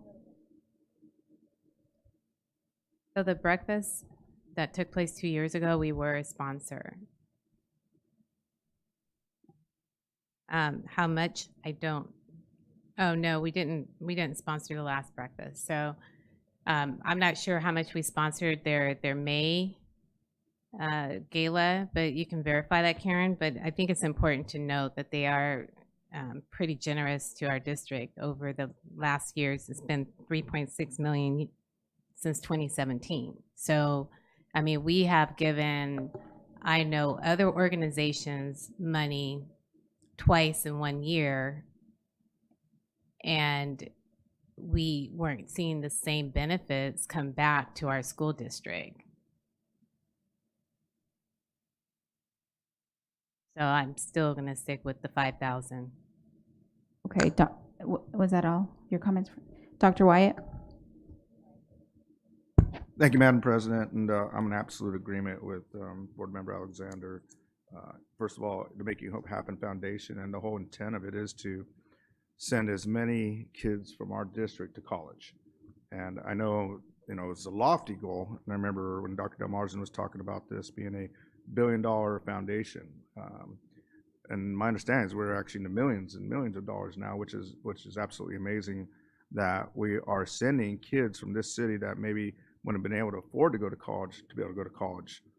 With that being said, it's also, I think, isn't the Al Carnegie program a part of this as well, the READ program? I apologize for not knowing the name of it. Kids program, which again, early intervention with our children, getting them to read early in life, it's critical to success for any student, let alone the students in this city. So I am in support of this. I will not be able to go to the breakfast. I already checked the calendar, unfortunately, but again, I think it's one of the organizations that directly impacts our kids and gives right back to them. So these are the type of programs I definitely think we should support. Thank you. And I would second the motion for 5,000. Thank you, Dr. Wyatt. Mr. Tillman? It's important to remember that the Making Hope Foundation was established on the basis of there are a lot of community partners and companies that benefit from the district, and the thought was you would ask them to donate to the district to benefit our students. So the whole goal was we were missing out on the opportunity to request donations to the Making Hope Foundation to benefit our kids. That's why it was built. And the thought was you would get millions and millions of dollars to maintain this foundation because they owed it to our students because of the benefits they get from the district. But it was never thought that the district was going to finance the Making Hope Foundation from their own proceeds to a large extent. The whole genesis of it was that you were going to have companies donate that benefit from the district. And if you look at the donors for Making Hope Foundation, you'll see that a lot of them are companies that have benefited from contracts with the school district. I just think it's a mistake if we, and maybe it's not a mistake, but I know we have hesitation about giving certain amounts to other groups. And I just can't see a lot of you saying, if these groups come back 2 and 3 times in the same year, we're going to keep giving sponsorships as they have different events. So I think it's a mistake because you're setting a precedent. You cannot justify giving this type of money to one organization and then don't give it to another. Because all of them will say, if you give me more, I will give your students more. But that's not what the Making Hope Foundation was created for. It was created to get money from private industry to give back to the district. Okay, any more discussion? And I believe, Ms. Medina? Yeah, no, I definitely agree with Mr. Tillman. But as I'm looking at the invitation list, and I'm trying to look at, and I appreciate the fact that we're passing out this questionnaire because it helps us really look at what it's funding and how much it's funding, and will there be students attending? No, there won't be students, but there will be alumni.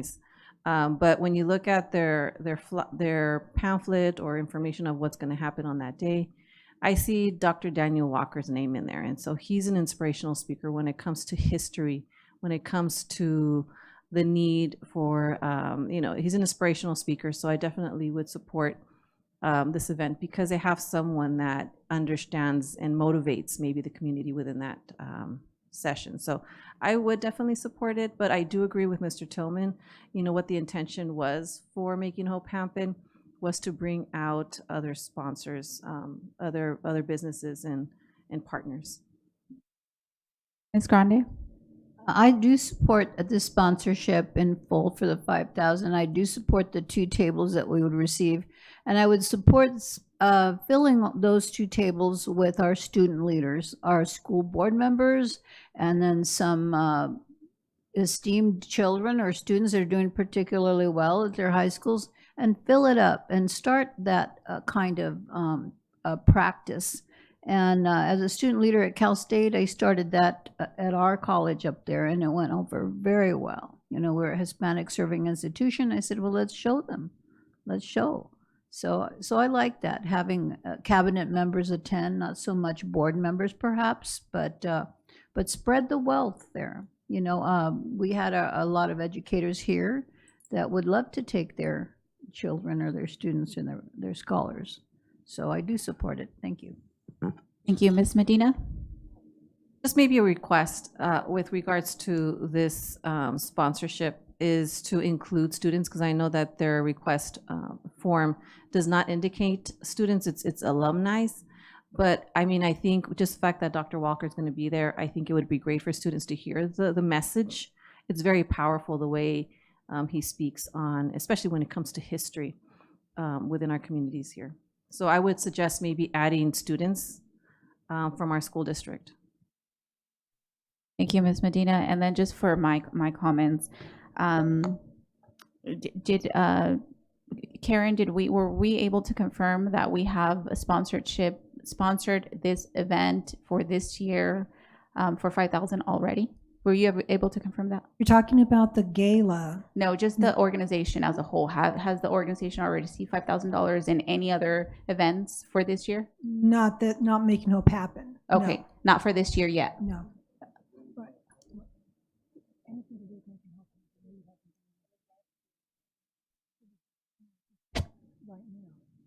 Okay, I'm sorry, we're just clarifying. The last one we did was a Making Hope Happen Gala last year, and it was for 5,000. Okay, so it was last year, so this would be a new one. It for- was last school year. Okay, perfect. So the reason why I asked that and I clarify that is because that was going to guide my vote here tonight. And, it wouldn't matter if the majority of the board supports it, but I wanted to ask that and get that clarification, because I agree with Mr. Tillman in the sense that for me, I want to make sure that we are consistent. And if another organization comes, how can I say no to another organization when I'm doing, one for another? So for this event, I will be voting on it, and I will be voting yay.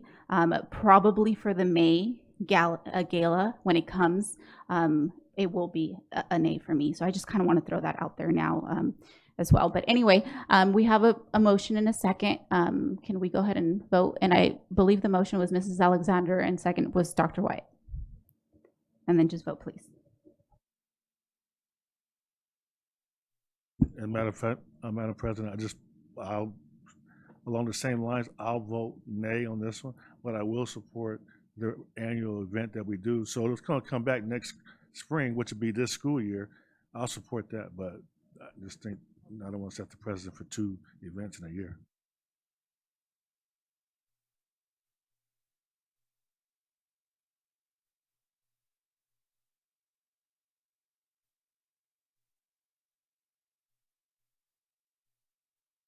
Mr. Tillman and Miss Abigail.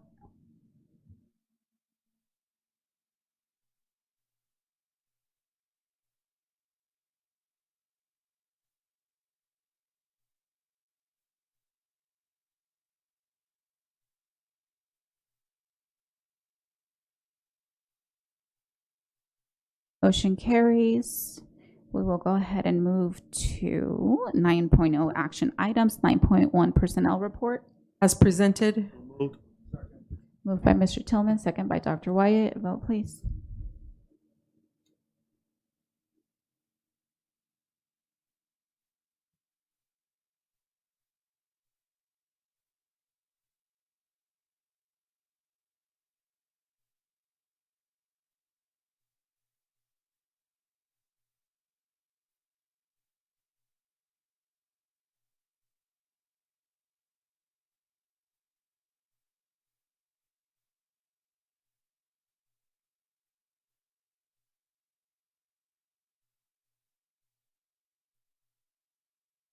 Motion carries. 9.2 resolution declaring the zoning ordinances of the city of San Bernardino inapplicable to the district's public safety building project.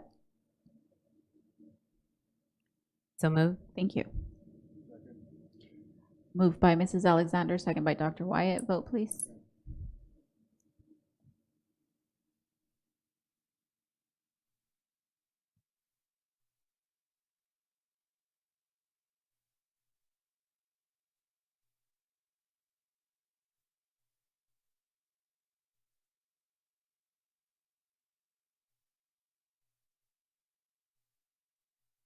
Motion carries. 10.0 consent items, 10.1 approval of consent list.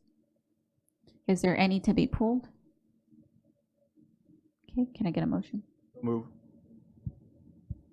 Second. Moved by Dr. Wyatt, second by Mrs. Alexander. Vote, please.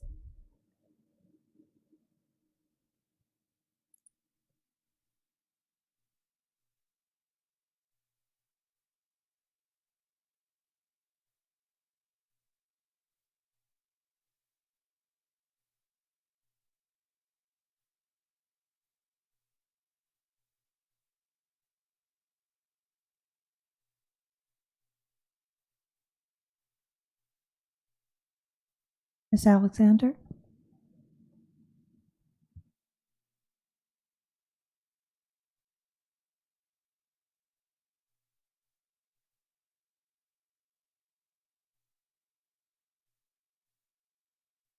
Motion carries. 11.0 reports and comments by union organizations. 11.1 San Bernardino Teachers Association. No report.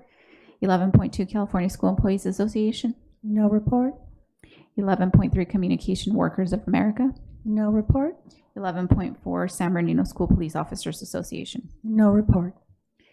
12.0 reports and comments. 12.1 board member comments. And I will go ahead and start to my right with Mr. Tillman. All right, moving on to Mrs. Rosales Medina. Report. Mrs. Alexander. I just have one comment. I wanted to say congratulations or keep up the great work to Pacific High School's football team. They're undefeated. And so for them not to have a football team last year and they have one this year, awesome work. And just keep it up.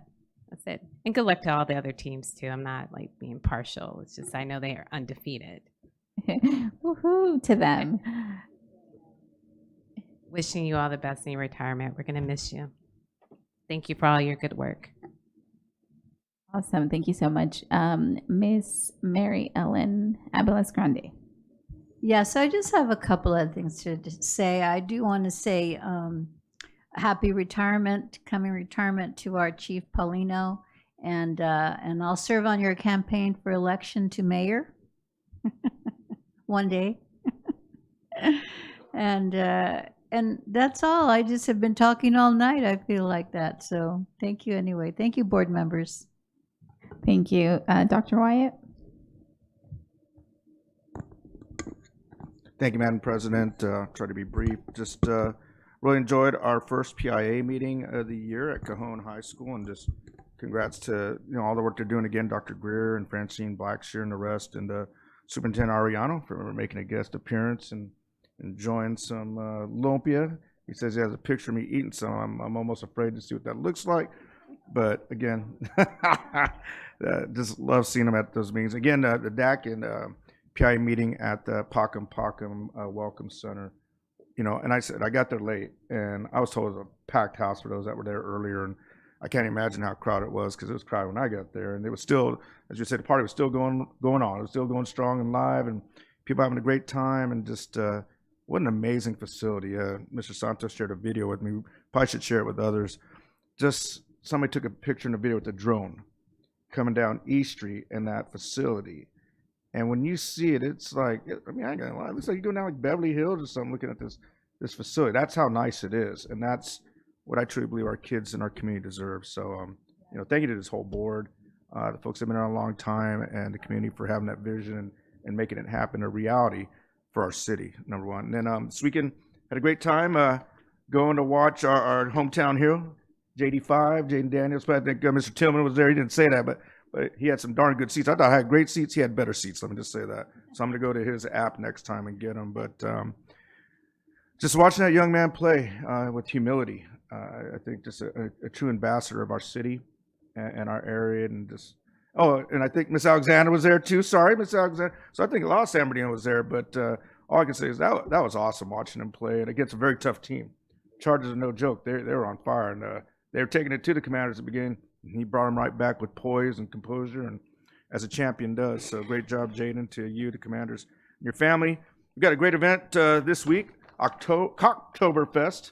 I don't know if you've been to it, though. It's at October 9th, 4 to 7:30, whatever the 9th is. Is that Thursday or is that tomorrow? Thursday. If you haven't been to Cocktoberfest yet, this is an incredible event that San Bernardino PD puts on. It's probably the best Halloween festival, everyone, Harvest Festival that you can go to in our city. I went last year, and holy heck, that was one amazing show. Great job to Chief Goodman and his team out there for putting on that event for our kids. I'm sorry I didn't get it here sooner to be able to highlight it out to our children. I might get in trouble now because I think there's like 4,000 or 5,000 people this year. Might be 40, 50,000 people this year, but great event. So thank you again to our local PD. Talk about community policing at its best and working closely with our kids. We had kids perform there. We had our San Bernardino Senior Unified School District School Police Explorers there that did a heck of a job, as they always do. So great job, Chief Polino, to you and your staff. And then this Friday is our 2025 Gangs and Drugs Task Force Safety Summit. If you haven't signed up, check it out, please. It's on our SBCSS County Schools website. It'll be at University of Redlands this Friday, and a great event. We're having some, we always have some amazing keynote speakers. Actually, one is a Tillman. Ryan Tillman is going to be one of our keynote speakers, who's a young officer who's created a foundation, one of our motivational speakers for our youth in our community. We'll have a student panel. We'll also have a chiefs panel, as we normally do, for the Gangs and Drugs Task Force, again, this Friday, University of Redlands. Might have sold out, but if you can make it, please do. And I think that's about it for my comments. It's just, it's been a really fun year so far, and a lot of great things happen in the city of San Bernardino, specifically in our district. Thank you. Thank you so much, Dr. Wyatt. Mr. Santos?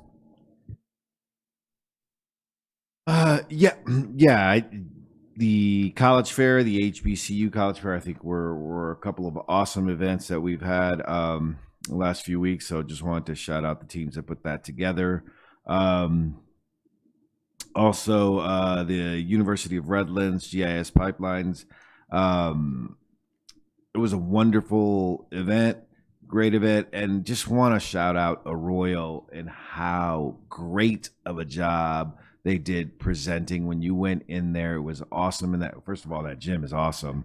And then all of the effort their students, their staff, principal put together to put that event and make it look like a first-class event, all of that energy. So just wanted to thank them for that great work. And then for the ETSA Family Night, thank you for the video, Dr. Rodriguez. I am nowhere in that video, but if you see it, he's right in the middle of it. That's Dr. Wyatt. Yeah, I do not have the moves. I will agree. But yeah, so those are thank you very much. Awesome, thank you. Were you, Mr. Santos, were you referring to at Arroyo at the event, the University of Redlands event? Was that what you were referencing? Yes, I might have fumbled my words there, but yes. Okay, awesome. Yeah, because I was going to mention that, although I didn't get a chance to attend. You know, it's usually during the day, and I'm chipping away at work. But I heard it was a great event, and I heard that you represented the board well. So thank you, Mr. Santos, for that. And you know, just thank you for, to superintendent as well, and to the University of Redlands, you know, for coming and wanting and being willing to partner with us. I'm very excited for the students there. I'm always, you know, making comments regarding, you know, the CT programs over there. So hopefully we can partner with them, not only on this front, but maybe even, you know, on our student teacher program end as well. So super excited about that. Also, I just wanted to say thank you so much to the board. 2 weeks ago, we came together for our first workshop with Mr. Rutherford, right? Mr. Gary. I just call him Gary. It was very, very just nice. I think it was a good conversation, and you know, we started tonight implementing some of those things in our board comment, a public comment section. So you know, again, thank you all board for your willingness and, you know, just always showing up, man. We don't get paid for, you know, showing up to all the different events that we show up to, all the additional workshops or special board meetings or anything like that. You know, and just, you always just show up. So thank you so much. I really just want to acknowledge that. And then also I want to say, I just want to say that we attended the LEAD Summit reception on Thursday night. I had never been. I think it was like a little reception that they did a day before to their actual main Elite Summit event at the university.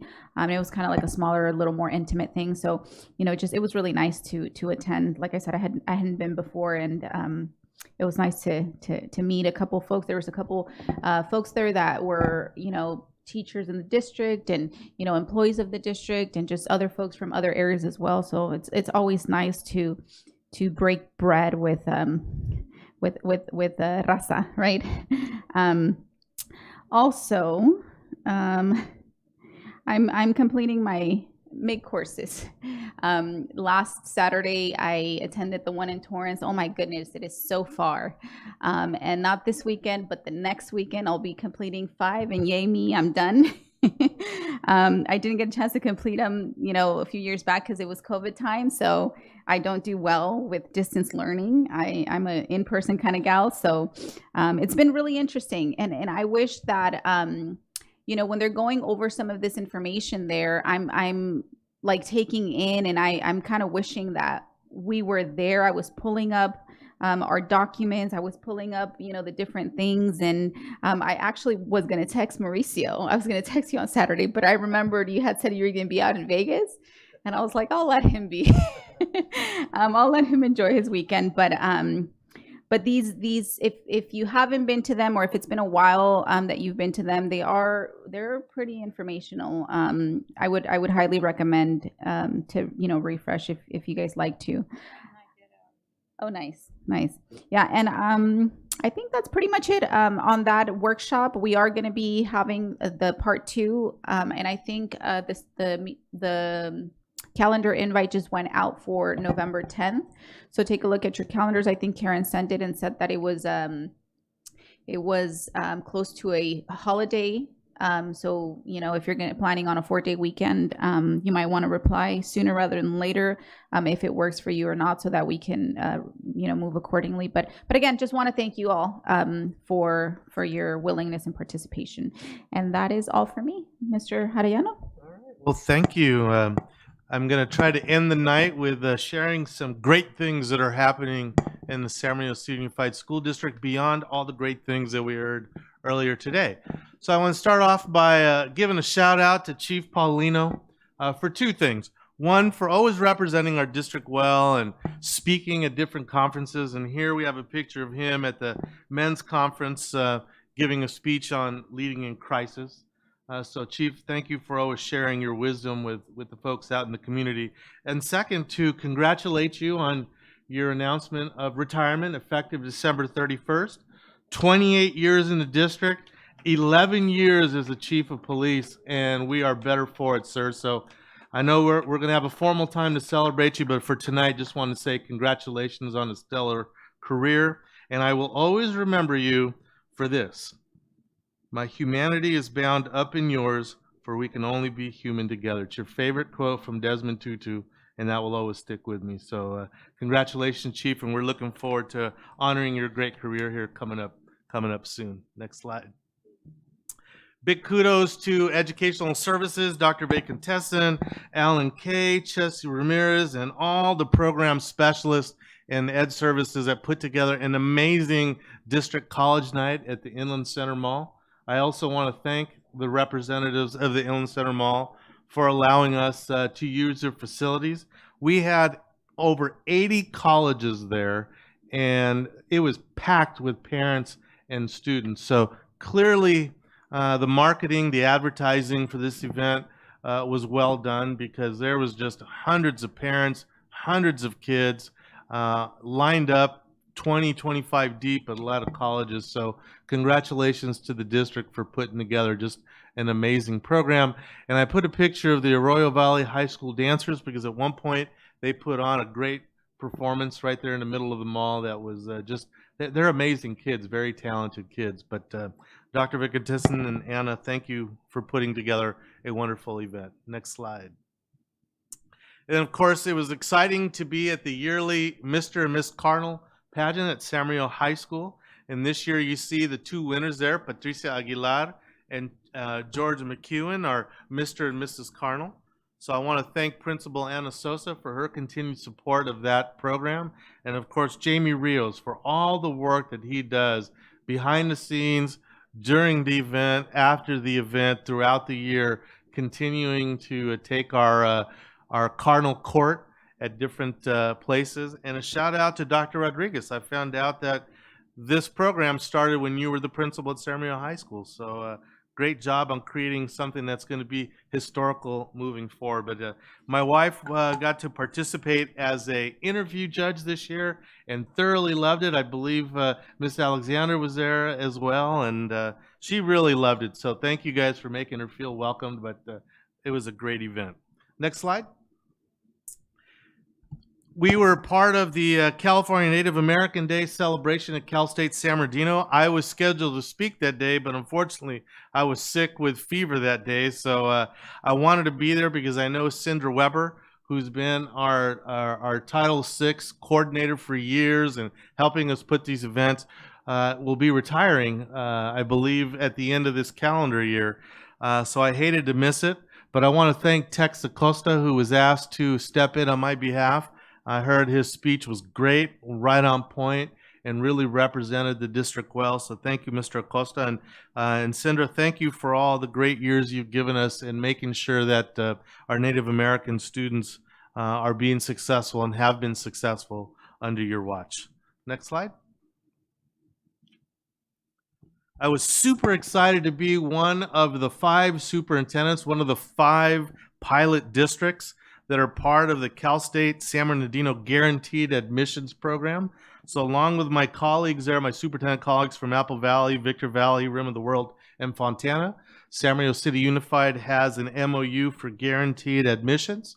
So I want to thank Dr. Morales for giving us this opportunity, and to County Superintendent Ted Alejandre for brokering this opportunity for the 5 schools.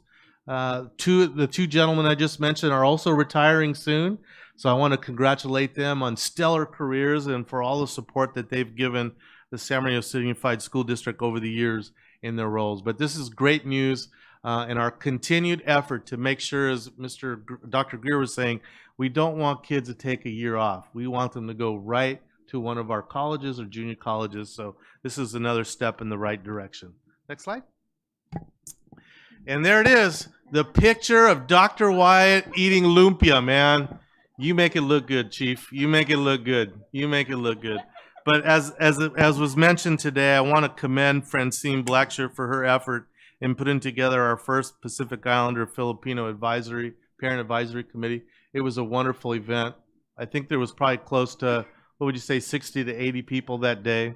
And just an opportunity for another sector of our community to feel a sense of belonging and to feel like they can celebrate the culture and share their culture. So Dr. Wyatt, thank you for your support of that. And Francine and Dr. Greer, thank you for your continued efforts in making our parents feel welcome and loved in this district.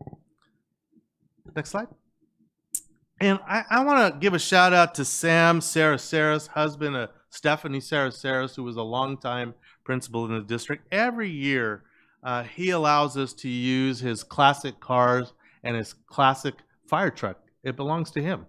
And so there we use the fire truck for the Mr. and Mrs. Cardinal Court. And then you see the 1964 Pontiac Grand Prix that I got to ride in during the homecoming parade for San Bernardino High School, which, lo and behold, were beaten by Pacific High School that evening as part of their homecoming game. It was a close game, but yes, Pacific is undefeated, and we're proud of them. But we're also proud of San Bernardino High School. They have a new coach this year, so he's rebuilding the program. But Sam Sarasaris and Stephanie, thank you for always stepping up and supporting our events. Next slide. This was one I was very proud to attend this week, and I know Mr. Santos mentioned, and Mr. Santos did a great job giving comments on behalf of the Board of Education, but kudos to Arroyo Valley High School, Principal Manuel Gonzalez, Suda for her work in putting this together, Mr. Chronopoulos, the career teacher, and Sam Moore, the CTE teacher, for creating this relationship with University of Redlands. I was very excited to see that President Newkirk and Shelley Stockton, who is part of their community relations, 2 people that I worked with closely when I was in Redlands, their willingness to create this bridge with our students right here in the city of San Bernardino. And so I was just curious, why did you pick us? And President Newkirk said, you responded to our email. And so I just thought that was great. So hats off to Arroyo Valley High School and the work that they're doing in creating a dual enrollment opportunity with the largest GIS mapping company in the world, Esri. So our kids get an opportunity to earn dual enrollment credit for the GIS class that's being offered at Arroyo Valley High School, and more to come. We're working on a guaranteed admission MOU as well as other dual enrollment opportunities with the University of Redlands. So a special thanks to President Newkirk for her willingness to give our kids that hope and inspiration to be able to attend University of Rhode Island. And I know I spoke to this young lady right here who's a freshman at the Royal Valley High School. She had no idea what I was talking about, but now she has direction. Am I right? You promised me, right? She's shaking her head in affirmative, but very excited. Next slide. Kudos also to the junior ROTC cadet Raider group over at the Royal Valley High School who competed in the Kaiser High School Cadet Challenge.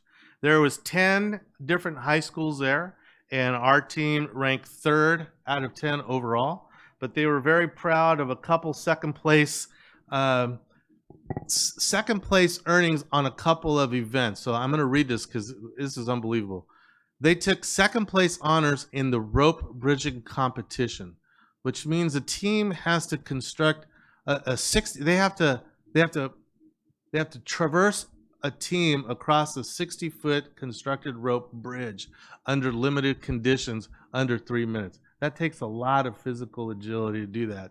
And then the second one they placed second place was called the rucksack race, where teams of 6 cadets must race around a baseball stadium perimeter carrying weighted rucksacks on their back, 2 15-pound ammunition cans, 2 5-gallon water cans, and then a 4th lap that has a full sprint. So just big kudos to Major Ricardo Williams, who is the teacher and coach of this team, and for making our team shine at the Kaiser High School event. Congratulations, cadets at Arroyo Valley High School.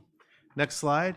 And I know Kimber's in the audience. Want to give a big shout out to Kimber Sargent, who was selected as District, State, and Federal Leader of the Year by the California Association of Administrators of State and Federal Educational Programs. As you know, Kimber does an excellent job and is known as an expert across the state on the LCAP plan. So Kimber, know that we're all very proud of you. Congratulations.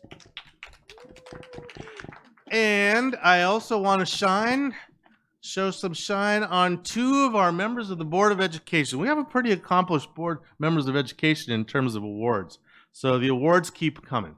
So we were notified that Dr. Scott Wyatt was selected as the County Office Administrator of the Year by the California Association of Asian and Pacific Leaders in Education. So Dr. Wyatt, congratulations on representing our district well and for all the work that you do.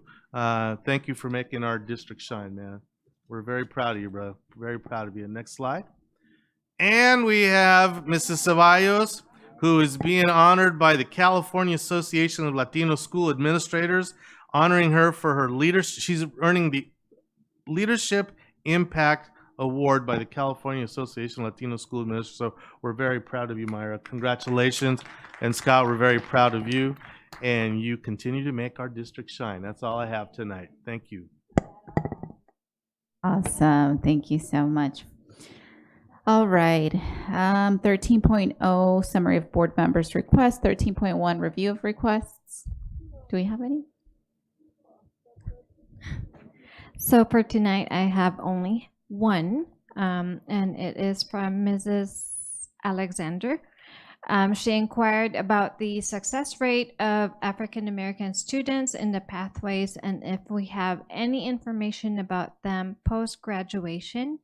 Dr. Greer and Mrs. Applegate will follow up via Friday update. And that is it. Thank you.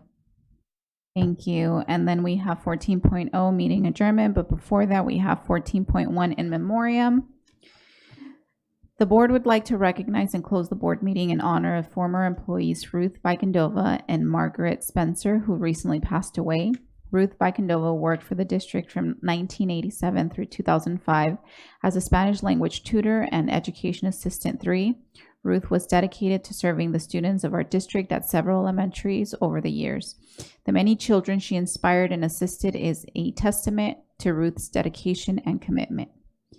For 2 decades, Margaret Spencer was a valued member of our district staff, serving as an instructional aide, attendance verifier, and school outreach worker at multiple schools throughout the district.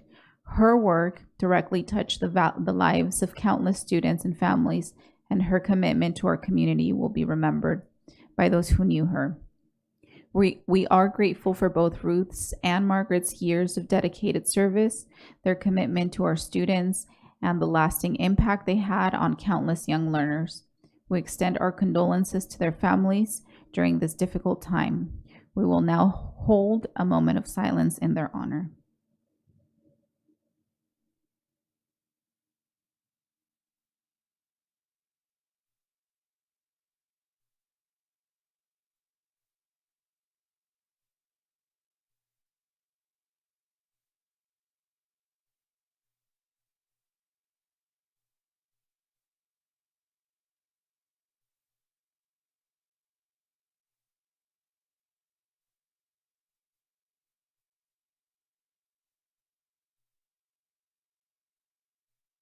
Again, thank you so much.